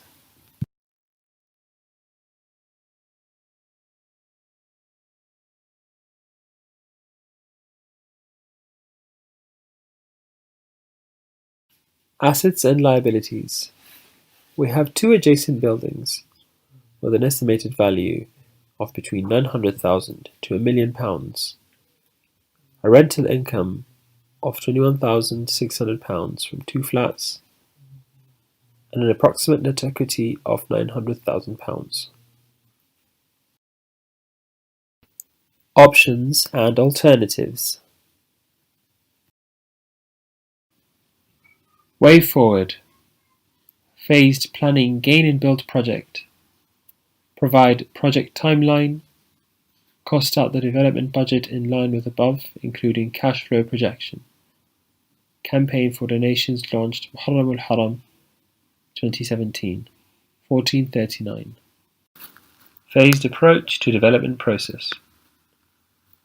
Lower ground floor extension, ranging at the moment at 183 square meters, and a potential to add another 30 square meters. Ground floor extension of approximately 100 square meters. Potential future extensions, flats, proposed to be about 2 to 4 flats. Current standing structure from the east side view.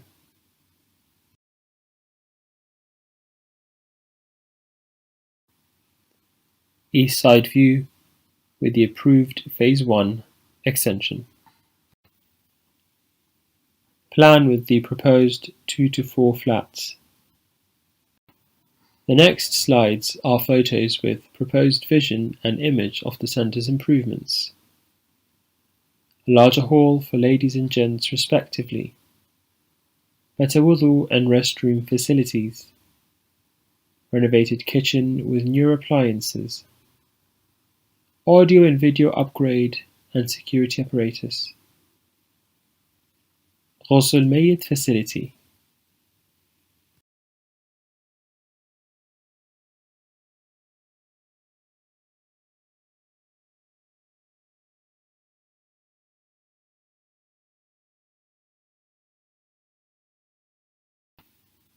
Phased funding required. First phase, the lower ground floor extension. Drawings were provided free of charge by a mu'min. Planning fees at £1,200. The build approximately £183 to £200,000. Phase 2, ground floor extension, approximately 100 square meters, with drawings provided free of charge by a mu'min. Planning to be confirmed, and a build of around £100,000 to £120,000. Phase 3 is under planning permission review with a 95% chance of approval for 2 flats. Kindly note, the estimate for extensions only. Internal fit-outs cost will depend on the detail of spec. Donations pledge. We need to fill up around 300 square meters at a cost of £1,000 per square meter. No more collections won't do, which is why we require a pledge from 300 donors, either collectively or as individuals, to take the responsibility for £1,000. We have permission from Raza to receive khums, and we will aim for some additional pledges later for any specific donations. There are opportunities to donate for specific areas, such as the kitchen, Ghusl Khana, and others.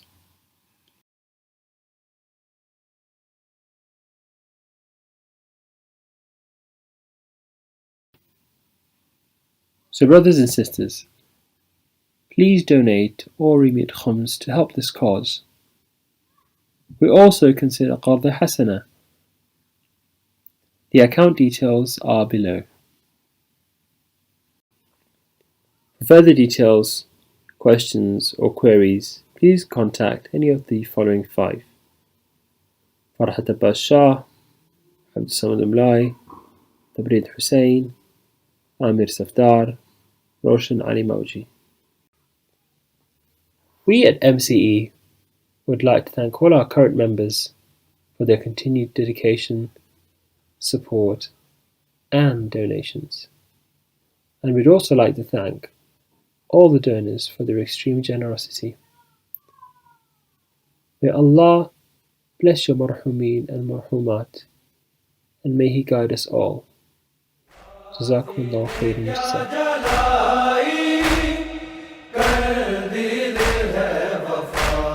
أعوذ بالله من الشيطان الرجيم بسم الله الرحمن الرحيم الحمد لله الذي نور قلوب العارفين بنور معرفته وأثبت فؤاد أنبيائه وأوليائه بقصص الأنبياء والمرسلين وأكمل إيمان المسلمين والمؤمنين بولاية علي أمير المؤمنين عليه السلام. اللهم صل على محمد وآل محمد. والصلاة والسلام والتحية والإكرام على أفضل الموجودات العبد المؤيد والرسول المسدد المصطفى الأمجد المحمود الأحمد أعني أبا القاسم محمد. اللهم صل على محمد وآل محمد وعلى روحه ونفسه وصهره ووسيه سيد الأتقياء والأصفياء مولى الموالي إمام المتقين علي بن أبي طالب. اللهم صل على محمد وآل محمد وعلى أوصيائه لا سيما بقية الله في الأرضين روحی و ارواح العالمین لتراب مقدمہ الفدا واللعنۃ الدائمۃ علی اعدائہم اجمعین من الآن الی قیام یوم الدین. اما بعد فقد قال اللہ الحکیم فی کتابہ الکریم بسم اللہ الرحمن الرحیم ادعونی استجب لکم صدق اللہ العلی العظیم. صلوات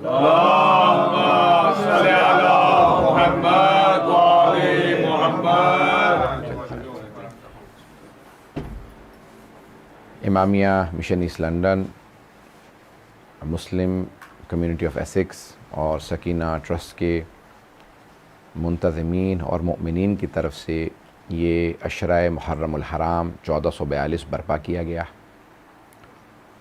خداوند متعال تمام کے تمام مؤمنین جنہوں نے اس میں کسی بھی طرح سے حصہ لیا ان کی توفیقات میں اضافہ فرمائے اور ان مجالس کو اپنی بارگاہ میں قبول فرمائے. شرف قبولیت ایک بہت بڑا مرتبہ ہے. دعا کے عنوان سے آپ کی خدمت میں یہ مطالعہ پیش کر رہا ہوں. یہ عشرہ سلسلے کی 8ویں مجلس جاری ہے کہ دعا شرف قبولیت جب اسے مل جائے، معصومین کی علامات میں سے ایک علامت یہ ہے جب کسی نے سوال کیا امام رضا علیہ السلام سے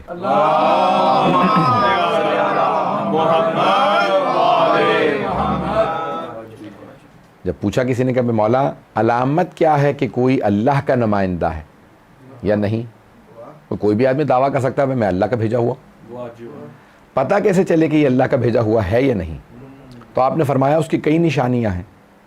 پہلی نشانی ہے علم. پہلی نشانی علم ہے کہ جو بھی علم لدنی کا مالک ہوگا وہی اللہ کا نمائندہ ہوگا. روک کے جملہ پیش کروں کہ دیکھیں دنیا میں اگر کوئی وزیر کوئی بڑا آدمی اپنا نمائندہ بناتا ہے تو وہ بھی سوچتا ہے بھئی یہ میرا نمائندہ ہے، تو وہ اس میں نشانیاں تلاش کرتا ہے بھئی یہ قابل ہو، یہ فاضل ہو، یہ اچھا ہو، یہ ایسا ہو، یہ ویسا ہو. اور اگر اللہ اپنا نمائندہ بنا رہا ہو تو اللہ کیا کیا صفات دیکھے گا؟ اللہ کہے گا بھئی جسے بھیج رہا ہوں وہ علم لدنی کا مالک ہو، عصمت پہ فائز ہو، سخی ہو، شجاع ہو. پتہ نہیں لوگ ہیں یا نہیں. جب اللہ نمائندہ بنائے گا تو صفات تلاش کرے گا. تو عزیزان گرامی اسی لیے ہم کہتے ہیں کہ غدیر خم ملاک ہے نمائندہ پروردگار کا، جو علامت ہے، میزان ہے اوروں کو پرکھنے کا اللہ کے نمائندے سے. پتہ نہیں لوگ ہیں یا نہیں. غدیر میزان عدالت ہے.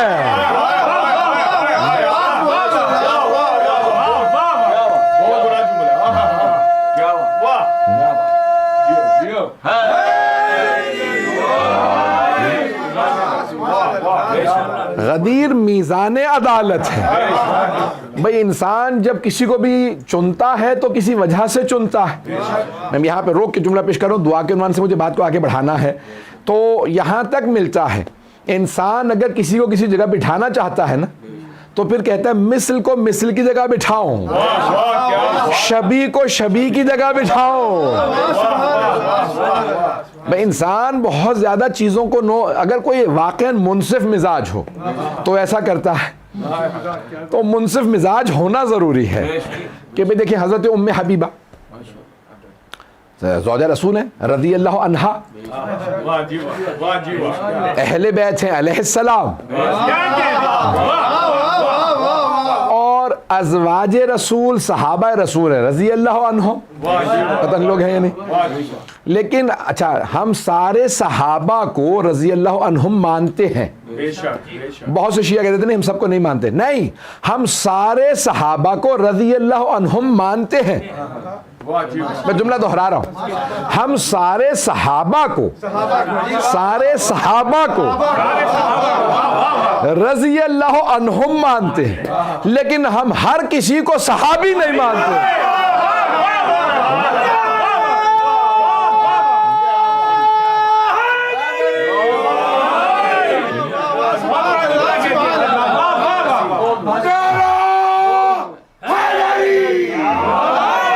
تو میں پیش یہ کر رہا ہوں کہ دعا میں بھی لحاظ رکھا جاتا ہے کہ انسان کس کا واسطہ دے کس کا واسطہ نہ دے.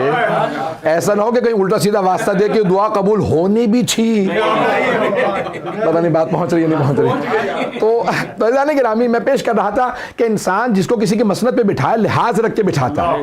تو حضرت ام حبیبہ کی بات کر رہا تھا, اگر یاد رہا ہو آپ کو کہ میں بیچ میں کئی جملے کہہ گیا ہوں. تو حضرت ام حبیبہ رضی اللہ عنہا زوجہ رسول ہیں.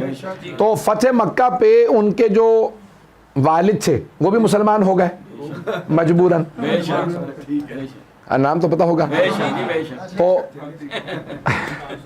تو ابو سفیان جیسے ہی آئے بیٹی سے ملنے کے لیے, کیا بیٹی مدتیں ہو گئی دیکھے تجھے, تو میں ملنے کے لیے آیا تھا. سلام کیا, بیٹی وعلیکم السلام, تشریف لائیے کہ میں آپ کے لیے کچھ شربت لاؤں کچھ لاؤں, کہا نہیں. تو کہا تشریف رکھیے, بیٹھنے لگے, کہا بابا جان رک جائیں. تو انہوں نے حضرت ام حبیبہ نے بستر ہٹایا, کہا آپ بیٹھ جائیں. کہا بیٹی مسلمانوں میں تو ماں باپ کا احترام واجب ہے, اور میں تیرا باپ ہوں, اب تو مسلمان بھی ہو گیا.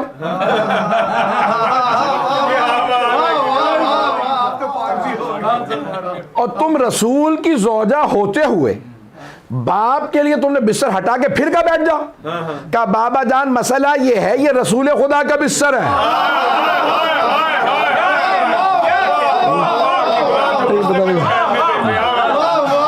بابا جان یہ رسول خدا کا بستر ہے, میں آپ کو بھی اچھی طرح جانتی ہوں,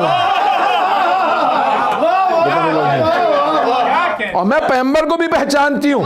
بابا جان آپ اس لائق نہیں کہ پیغمبر کے بستر پہ بیٹھے.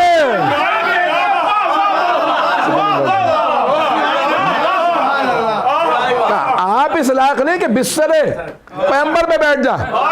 تو اب مجھے کہہ لینا دیجئے, یہاں تک تو ماں کا جملہ تھا, اور مسلمانوں ماں کی مان لو.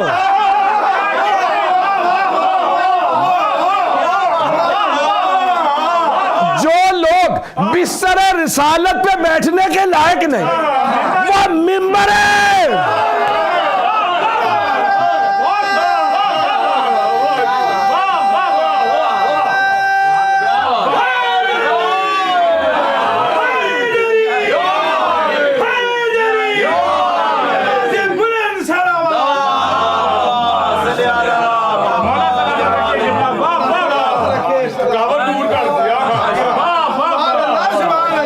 فرمایا سے جانے کی نا,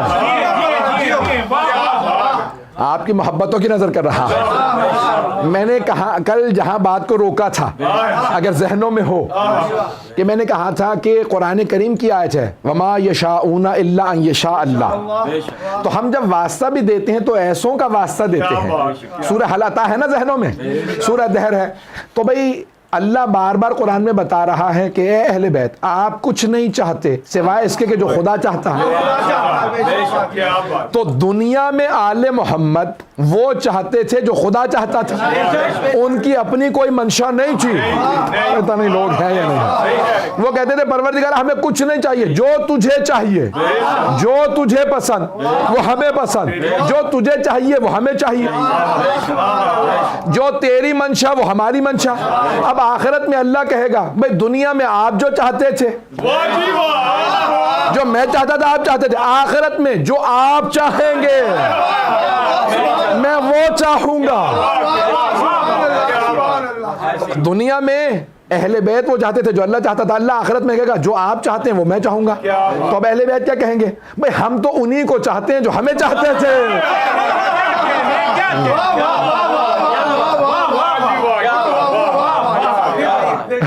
عزیزان گرامی دنیا میں اہل بیت وما یشاؤون الا ان یشاء اللہ قرآن کی آیت ہے, وہ کچھ نہیں چاہتے سوائے اس کے کہ جو خدا چاہتا ہے. اب اللہ کہے گا دنیا میں آپ وہ چاہتے تھے جو میں چاہتا تھا, اب ہے آخرت. اب میں وہ چاہتا ہوں جو آپ چاہتے تھے. دلیل کے طور پہ سورہ ضحیٰ کی اور آیت سن لیجئے. وَلَا سَوْفَ يُعْطِيكَ رَبُّكَ فَتَرْضَىٰ. آپ کا رب آپ کو اتنا عطا کرے گا کہ آپ راضی ہو جائیں. بھائی رضی اللہ عنہم اور ہے.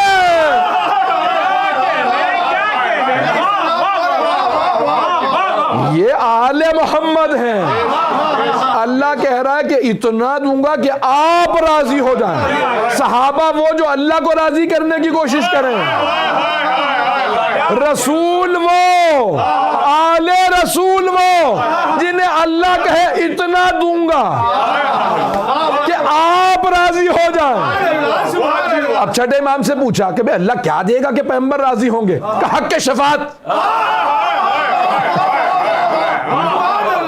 حق شفاعت.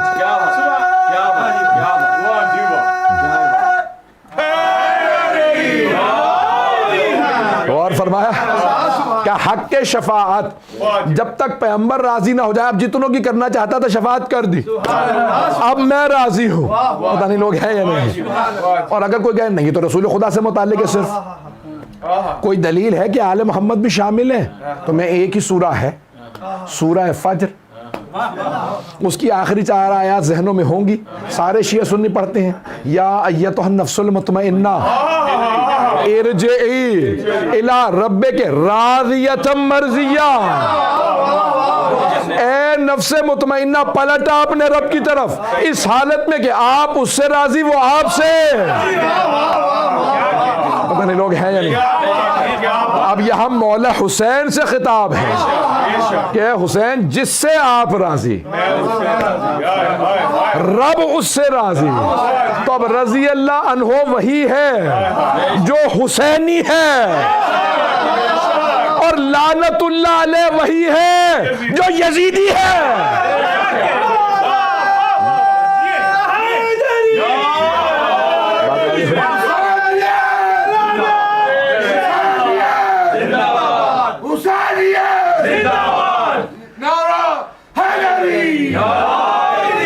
جب کوئی بزرگ میری مجلس میں نعرہ لگاتا ہے تو میرا اپنا خون دگنا ہو جاتا ہے. یہ طاقت صرف علی والوں میں ہے. اب میں ایک جملہ پیش کر رہا ہوں کہ دیکھیں دعا میرا موضوع ذہن میں رکھیے گا. تو سید الشہداء کا ایک جملہ ہے, سننا چاہیں گے نا, کہ شب عاشورا آپ فرما رہے ہیں جو جانا چاہتا ہے چلا جائے. کہا یا نہیں کہا؟ سارے شیعہ سنی علماء نے لکھا. مولا نے شب عاشور کہا جو جانا چاہتا ہے چلا جائے, اور عصر عاشور میں کیا کہا؟ جو آنا چاہتا ہے آ جائے. تو کچھ لوگ پہنچ گئے. میرا گلا ساتھ نہیں دے رہا, غور سے سنیے گا. بھئی یہ بہت بڑی تحلیل پیش کر رہا.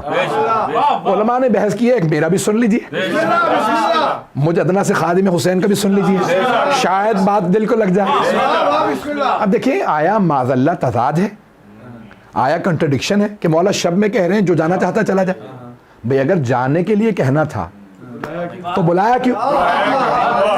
اور اگر بلانا ہی تھا تو جانے کے لیے کیوں کہا؟ پتہ نہیں ہے یا نہیں ہے. کچھ لوگ ہیں. اچھا اب عصر یعنی شب عاشور کہہ رہے ہیں جو جانا چاہتا ہے چلا جائے. پھر یہاں تک کہ عباس چراغ گل کر دو, کوئی شرم نہ کر جائے, جانا چاہ رہا ہو تو چلا جائے. کوئی نہیں گیا. اور عصر میں کہہ رہے ہیں حل من ناصر ینصرنا, جو آنا چاہتا ہے آ جائے, اور کوئی نہیں آیا. توجہ نہیں پہنچا پایا. توجہ بھائی کنٹرڈکشن نہیں ہے. شب میں اپنوں میں کہہ رہے تھے,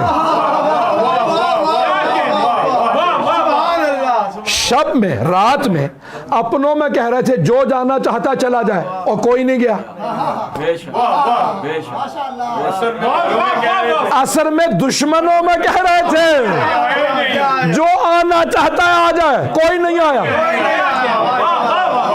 بھائی سمجھانا یہ چاہ رہے تھے میرے والوں میں کوئی برا نہیں, میرے دشمنوں میں کوئی اچھا نہیں.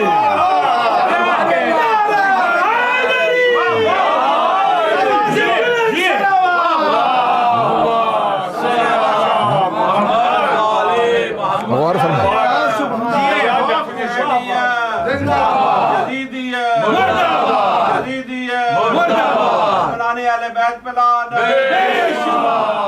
غور فرمایا. ایک اس میں تجزیہ اور پیش کر دوں, مجھے بالکل بھی کلا ساتھ نہیں دے رہا ہے, ایک تجزیہ اور پیش کرنا چاہتا ہوں. عزیزان گرامی, مولا یہ جانتے ہیں کہ اب جب واقعہ کربلا ہو جائے گا نا تو دو چیزیں حتمی ہو جائیں گی. بھئی آپ لوگ پہنچ گئے, میں اپنے انداز سے پیش کروں, آپ لوگ پہنچ گئے ایک میں اپنے, تو اب دو چیزیں حتمی ہو جائیں گی, ایک سلام, دوسرے لعنت. پتہ نہیں لوگ ہیں یا نہیں. دو چیزیں حتمی ہو جائیں گی, ایک سلام حتمی ہوگا اور دوسرے لعنت.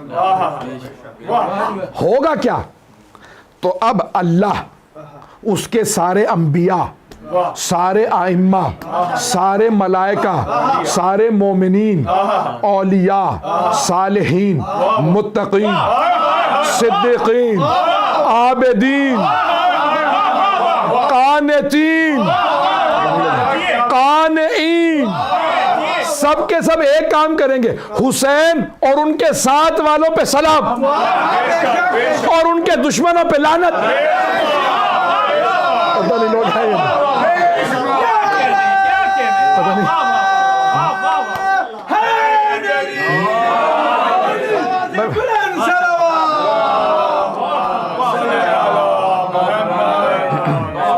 بات واضح ہوئی؟ اچھا, اب شب میں کیا کر رہے تھے؟ اپنوں میں کہہ رہے تھے جو جانا چاہتا چلا جائے. کیوں؟ کہ بھئی اگر ان میں کوئی سلام انبیاء کا اور اللہ کے سلام کا مستحق نہ ہو تو وہ چلا جائے. پتہ نہیں پہنچا پاؤں یا نہیں. بھئی اللہ نے سلام بھیجنا, انبیاء نے, ائمہ نے, ہر امام آ کے کہیں گے سلام ہو ان پہ, سارے مومنین قیامت تک کہیں گے سلام ہو ان پہ, سارے صالحین, سارے طبقات کہیں گے ان پہ سلام. اب مولا یہ چاہ رہے ہیں اگر ان سب کے کوئی سلام کا مستحق نہیں تو وہ چلا جائے. کوئی نہیں گیا تو سارے مستحق کے سلام ہیں. اب سنیے, اصل میں مولا کہہ رہے ہیں میرے سارے دشمنوں پہ اللہ بھی لعنت بھیجے گا. پتہ نہیں لوگ ہیں یا نہیں. انبیاء بھی لعنت بھیجیں گے, ائمہ بھی, مومن, سارے فرشتے سب لعنت بھیجیں گے. ایسا نہ ہو کہ کوئی ایک ایسا رہ جائے جو لعنت کا مستحق نہ ہو, تو کہیں ادھر نہ رہ جائے, بلا لوں. کوئی نہیں آیا کہ پروردگارہ میں نے واضح کر دیا جو میرے ساتھ ہے وہ علیہ السلام.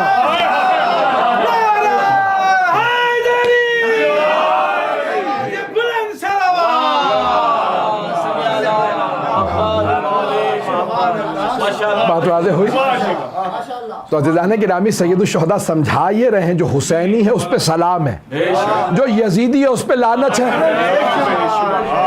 تو عزیزان گرامی, یہ جو آپ جملے کہتے ہیں نا, ان ایک ایک جملوں کے اندر کوئی نہ کوئی قیمت ضرور ہے, اور وہ قیمت کوئی ادا نہیں کر سکتا سوائے اللہ کے. تو جزا اس کا کام ہے, تو اللہ سبحانہ وتعالی جزا دے گا. اب یہاں میں جو دعائیں ہم مانگتے ہیں, تو یہ آخری ایام میں ہر آدمی آتا ہے. حتیٰ میں نے دیکھا ہے پاکستان میں, پورے پاکستان میں ہر جگہ, یہ نہیں کہ صرف بڑے شہروں میں, چھوٹے شہروں میں, گاؤں میں, بستیوں میں, صرف شیعہ نہیں سب آ جاتے ہیں. جو نہیں مانتے وہ بھی آ جاتے ہیں, ہندو بھی آ جاتے ہیں, عیسائی بھی آ جاتے ہیں. جو پورے سال مخالفت کرتے ہیں وہ بھی شب عاشور آ جاتے ہیں. اور آپ کو کپڑوں سے, پتہ نہیں بات پہنچا پایا ہوں یا نہیں, کپڑوں سے, رہن سہن سے اندازہ ہو جاتا ہے کہ کون, پتہ نہیں لوگ ہیں یا نہیں ہے یا نہیں ہے. اچھا, پھر جو شیعہ نہیں ہوتے نا, تو ان کے عریضوں سے, منتوں سے, دوپٹے چڑھانے سے, پتہ نہیں لوگ ہیں یا نہیں, پتہ نہیں لوگ ہیں یا نہیں ہیں. بات پہنچ رہی ہے؟ ان کی موم بتیوں اگربتیوں سے اندازہ ہو جاتا ہے, کیونکہ ہمارے ہاں کہتے ہیں پورے سال منت اٹھاؤ, شب عاشور نہیں. ایسا ہوتا یا نہیں ہے؟ صرف گریے کی رات ہے. اب باقی سارے کے سارے آتے ہیں بھئی آج ہی کی رات میں سب کچھ عطا ہوگا, اور انہیں ملتا بھی ہے. حسین اتنے کریم ہیں, عطا کرتے ہیں. بھئی حسین تو اتنے کریم ہیں, وہ یہ نہیں دیکھتے اپنا ہے بیگانہ ہے, جو آ گیا وہ خالی نہ جائے. ارے ان کے در پہ تو حر آ گیا تو علیہ السلام بن گیا. میں کس بہت بزرگ, بہت مدتوں کی بات ہے, تو کسی بہت بزرگ اس ایک حوضے کے آیت اللہ بزرگ عالم دین ہے, تو زیارات پہ اکٹھے تھے, تو اتفاقاً میں ملا, تو میں نے کہا آقا زیارت کی قبولیت کی کوئی علامت؟ تو کہ میری زیارت قبول ہوئی نہیں ہوئی ایک ہوتا ہے. کہنے لگے ارے حسین نے تو بیگانوں کو رد نہیں کیا, آ گیا تو اپنا بنا لیا, تم تو پھر اپنے ہو. پتہ نہیں لوگ ہیں یا نہیں ہیں, پتہ نہیں بات پہنچ رہی ہے نہیں پہنچ رہی ہے. تو حسین ابن علی نے تو اگر بیگانہ بھی آیا نا, کہا آ گئے ہو نا, تم یزیدی لشکر میں تھے, آ گئے ہو تو اپنے ہو. اچھا اب کیا ہوا, شب عاشور مولا نے تازہ بھی کچھ ایسے تھے جو ابھی بھی شیعہ ہوئے تھے محرم میں, ایسے بھی تھے کچھ عیسائی تھے جو ابھی تبھی تازہ ماننے والے بنے. تو مولا نے کیا کیا کہ جناب عباس سے کہا, اور دیکھیں کسی اور سے نہیں کہا, مولا عباس سے کہا چراغ گل کر دیں. بھائی یہ معاذ اللہ امکان نہیں تھا کہ جناب عباس چلے جاتے. پتہ نہیں لوگ ہیں یا نہیں بھائی, جب پتہ نہیں لوگ ہیں یا نہیں ہے بھائی, مولا نے جب سب سے کسی سے نہیں کہا تو بھائی جانے میں جناب عباس بھی, لیکن جس پہ انسان کو یقین ہو کہ میرا ہاتھ جس کا ہاتھ ہے,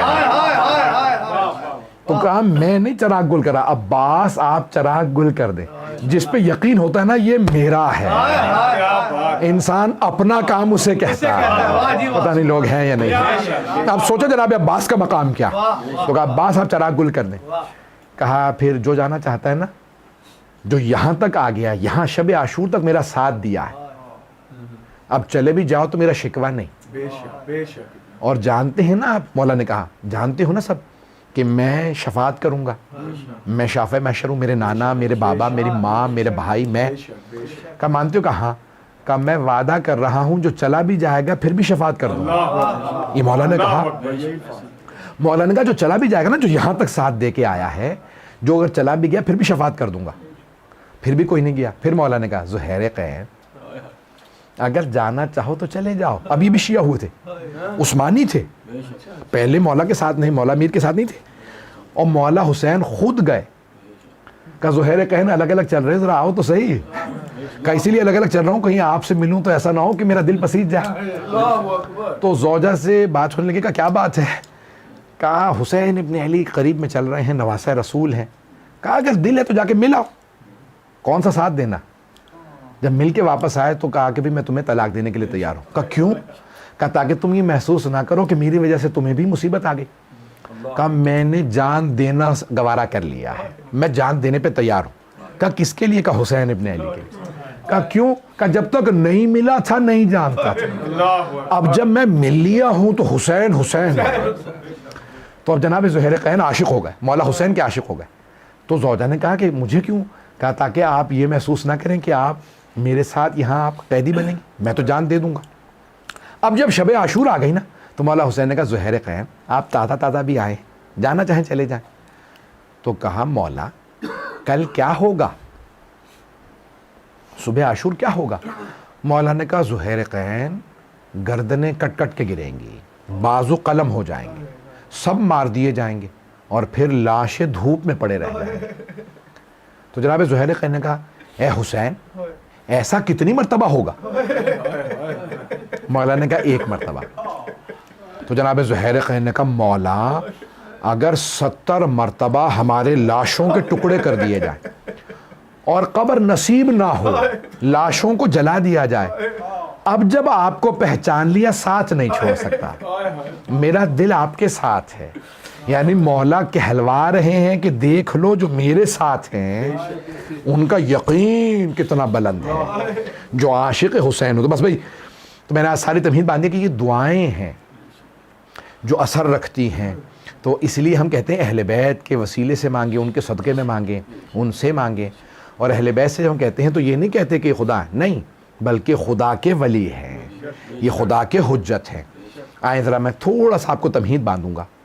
آج کیونکہ 8 محرم کی شب ہے تو دنیا میں رسم ہے شیعوں کے درمیان کہ عباس ابن علی کے مصائب ہوتے ہیں۔ میں بھی مصائب پہ نہیں آیا، لیکن میرا آپ سے وعدہ ہے کوئی آنکھ ایسی نہیں ہوگی جس میں آنسو نہ ہو، کیونکہ آج کسی میدان کربلا کے فوجی کے نہیں، سپہ سالار کے مصائب ہیں۔ اب میری طرف دیکھیے گا، میں نے دعا موضوع رکھا، دعا ہے نا موضوع میرا، ذہنوں میں ہے وہ علی جو مشکل کشا ہو، جنہوں نے ہمیشہ لوگوں میں بانٹا ہو، اگر وہ مانگے، وہ دعا مانگے اور کہیں پروردگارہ عباس سا بیٹا دے دے، اب سوچئے کہ جو علی کی دعا کا نتیجہ ہو، اس عباس کا مقام کیا ہوگا علیہ الصلوۃ والسلام۔ تو بڑا مقام ہے حضرت عباس کا، پتہ نہیں میں پہنچا پاؤں یا نہ پہنچا پاؤں، تو کوئی بھی آج بخل نہ کرے، میرے ساتھ چلیے گا، میں فضائل پیش کر رہا ہوں لیکن اسی میں میرا آپ سے وعدہ ہے کہ ہر آنکھ میں آنسو آ جائے گا۔ تو جناب عباس، اب جب علی نے دعا مانگی پروردگارہ ایک ایسا بیٹا دے کہ جو میدان کربلا میں میری نمائندگی کرے، کیونکہ حسین تو رسول کی نمائندگی کر رہے ہیں نا، پتہ نہیں لوگ ہیں یا نہیں، امام حسین گئے رسول خدا کی طرف سے، تو مولا نے کہا کہ کوئی ایسا بیٹا ہو جو میں کہوں یہ میری طرف سے گیا، تو پروردگارہ ایک ایسا بیٹا دے جس علی کے حسن حسین جیسے بیٹے ہوں، محمد حنفیہ، جعفر ہوں، عبداللہ، وہاں وہ علی کہیں ایک ایسا بیٹا، اللہ کہے اے علی آپ نے مانگا، جا پھر میں نے عباس دیا۔ اب سوچیں کیا مقام ہے، ایسا بیٹا جو علی کی دعا کا نتیجہ، پھر کیا بنے، باب الحوائج۔ پتہ نہیں لوگ ہیں یا نہیں، چلیں گے نا، آپ سمجھ میں آئے باب الحوائج کیوں، کیونکہ علی کی دعا کا نتیجہ ہے۔ اچھا آپ جانتے ہیں کیا، جناب عباس اہل بیت کی محبتوں کا مرکز ہے، سب کو بڑی محبت، ہر امام نے نام لیا ہے، اور صرف ائمہ نے نہیں، بیویوں نے بھی نام لیا ہے، بیویوں نے بھی نام لیے ہیں۔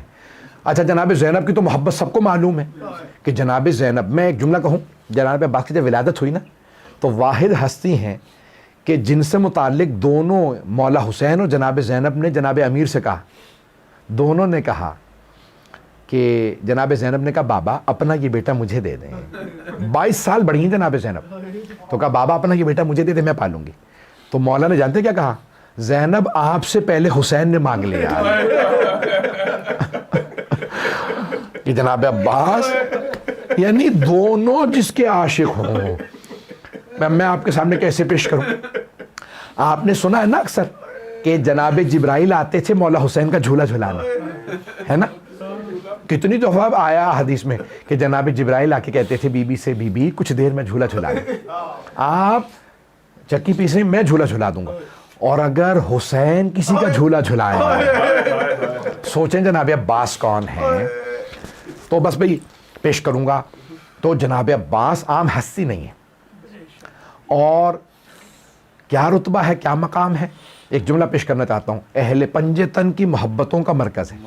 جناب عباس کے نام میں عین علی سے ہے، بے بطول سے ہے، الف احمد سے ہے، اور سین حسنین سے ہے، تو میں کہہ رہا ہوں سب کی محبتوں کا مرکز۔ جناب سیدہ کی بھی، بہت بڑے ایک جید عالم مجتہد، وہ کہتے ہیں میں نے خواب میں دیکھا سید تھے کہ جناب سیدہ آئی ہیں برقعے میں، کہا کیا بات ہے تو ہر روز میرے بیٹے کی زیارت کیوں نہیں کرتا کربلا میں رہتے ہوئے، کہا بی بی خدا کی قسم میں ہر روز آپ کے بیٹے حسین کی زیارت کرتا ہوں، کہا نہیں میں اپنے بیٹے حسین نہیں عباس کا کہہ رہی تھی، تو حسین کی زیارت ہر روز کرتا ہے، عباس کی ہفتے میں ایک دفعہ، کہا میرے بیٹے عباس کی بھی ہر روز، جنہیں جناب سیدہ اپنا بیٹا کہیں، پتہ نہیں بات پہنچی کہ نہیں، سوچیں جناب عباس کا مقام کیا ہے، بہت عظمت ہے۔ اچھا اب ایک جملہ پیش کر رہا ہوں، میں فضائل پیش کر رہا ہوں لیکن آنکھوں میں ہر آنکھ میں آنسو ہے، سنیں گے جملہ، میں جانتا ہوں آپ تھک گئے، 8 محرم ہو گئی، مسلسل رو رہے ہیں، مسلسل مجالس سن رہے ہیں۔ جب جناب عباس 1 برس کے ہوئے نا، آپ جانتے ہیں نا بچہ 1 برس کا ہوتا ہے تو چلنا سیکھتا ہے، تو مولا گھر میں آئے، دیکھا ایک انگلی جناب زینب نے پکڑا رکھی ہے، ایک جناب ام کلثوم نے، اور جناب عباس کو صحن میں چلا رہی ہیں۔ مولا مسکرائے اور کہا میری بیٹیاں میرے بیٹے کو چلنا سکھا رہی ہیں، کہ نہیں بابا، ہم عباس جیسے بھائی کے سائے میں چلنا سیکھ رہے ہیں. اتنی محبت ہے بیویوں کو، بڑی محبت ہے جناب عباس سے. بھائی اچھا، اب جانتے ہیں ہر معصوم کا ایک واسطہ ہے. وہ کہتے ہیں یہ واسطہ دو تو دعا ضرور قبول ہوگی. جانتے ہیں جناب عباس کا کیا واسطہ ہے؟ اب مولا علی کا واسطہ ہے جناب زینب. علماء نے کہا مولا علی کو جب واسطہ دو نا جناب زینب کا، کبھی دعا رد نہیں ہوگی. مولا آپ کو جناب زینب کا واسطہ ہے. جناب عباس کا واسطہ جناب سکینہ.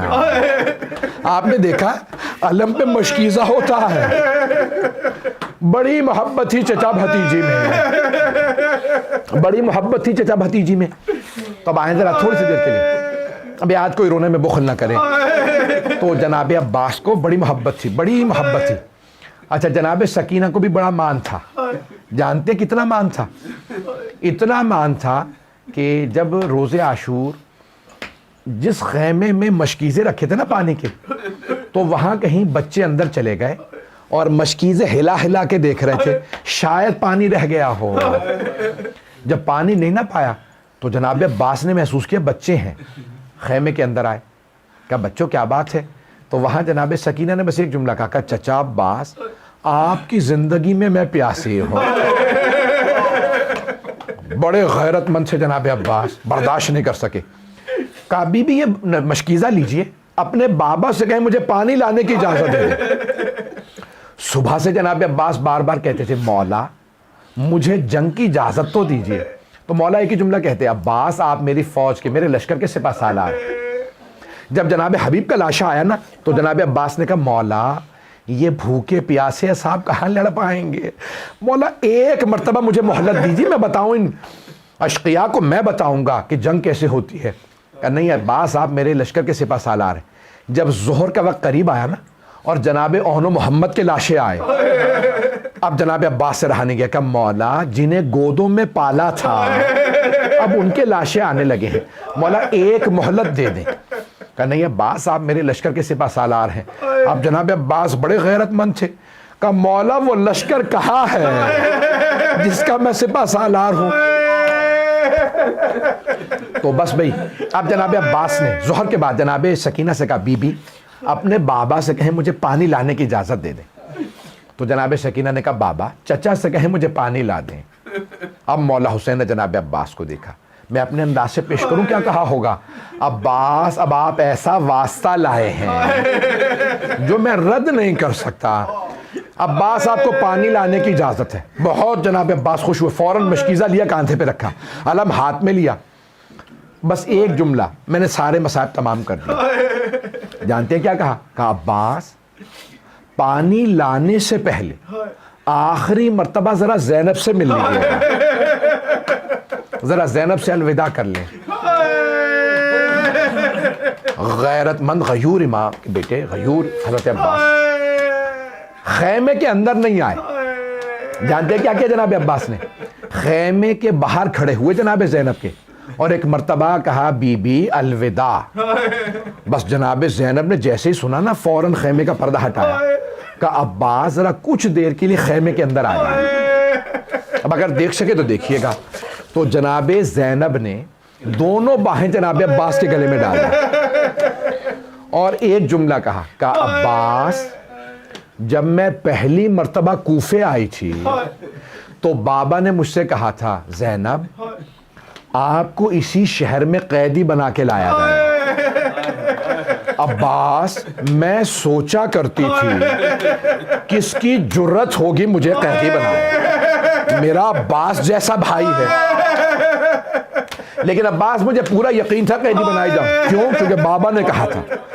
لیکن عباس ابھی جب آپ نے کہا نا بی بی الوداع، مجھے یقین ہو گیا وقت بڑا قریب ہے جب قیدی بنوں گی. جناب عباس سے برداشت نہیں ہوا، آنسو بہنے لگے. بس بھئی میرے سینے میں دم نہیں ہے، میرے گلے میں دم نہیں. جملہ سن لیجئے گا. جناب عباس فوراً خیمے سے باہر آئے. آخری جملے 2 سے 4 منٹ کی زحمت. جناب عباس فوراً گھوڑے پہ سوار ہوئے. مرحوم آیت اللہ اشتہادی نے جملہ لکھا ہے کہ راستہ روکنے والی جو فوج تھی نا اس میں صرف تیر انداز 4000 تھے. 4000 تیر اندازوں نے راستہ روکا. عمر سعد نے کہا روک لو, یہ علی کا بیٹا, اگر اس نے پانی پی لیا تو پھر کشتوں کی پشتے لگا دے. کہا جانے مت دینا. 4000 تیر انداز کھڑے ہوئے, لیکن جیسے ہی جناب عباس نے اپنی سواری میدان میں اتاری وہ 4000 تیر انداز بھاگنے لگے جیسے شیر کے آنے پہ بکریاں بھاگتی ہیں.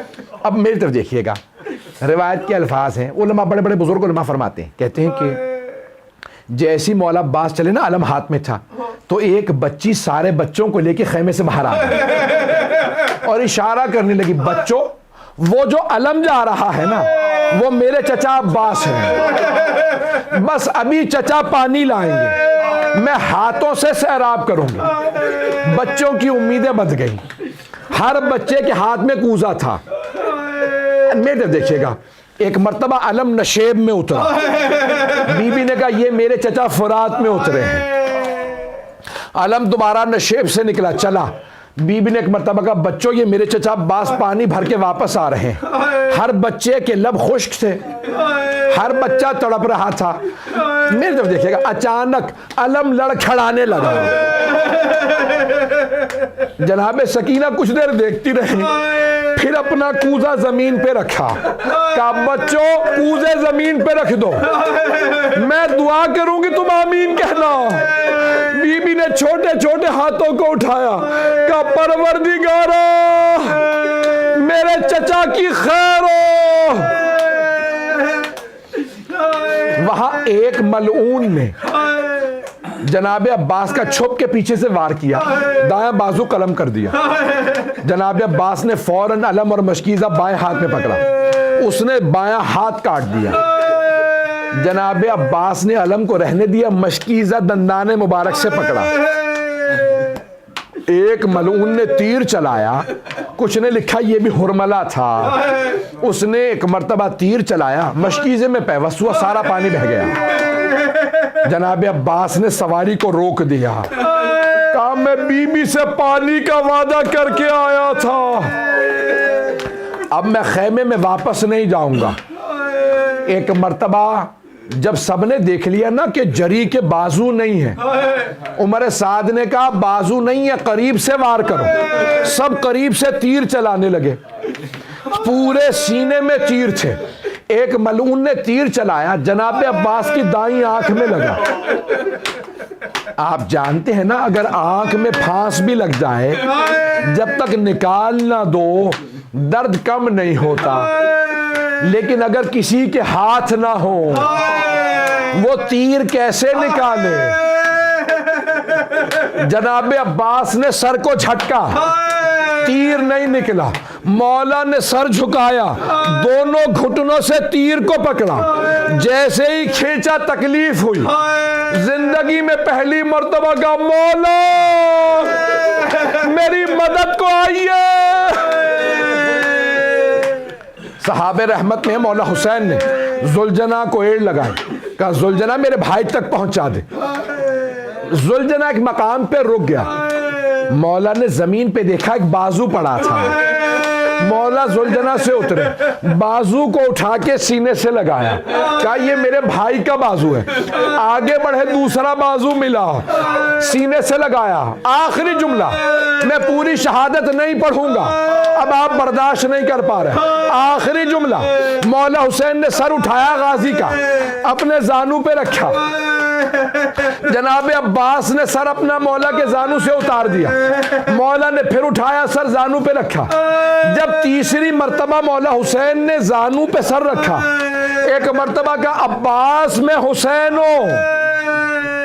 جناب عباس نے کہا مولا میں نے پہچان لیا. کہا عباس جب پہچان لیا تو پھر بار بار میرے زانو سے سر کیوں اتارتے ہیں؟ کہا مولا اس لیے کہ میرا سر آپ کے زانو پہ ہے, آپ کا سر کس زانو پہ ہوگا؟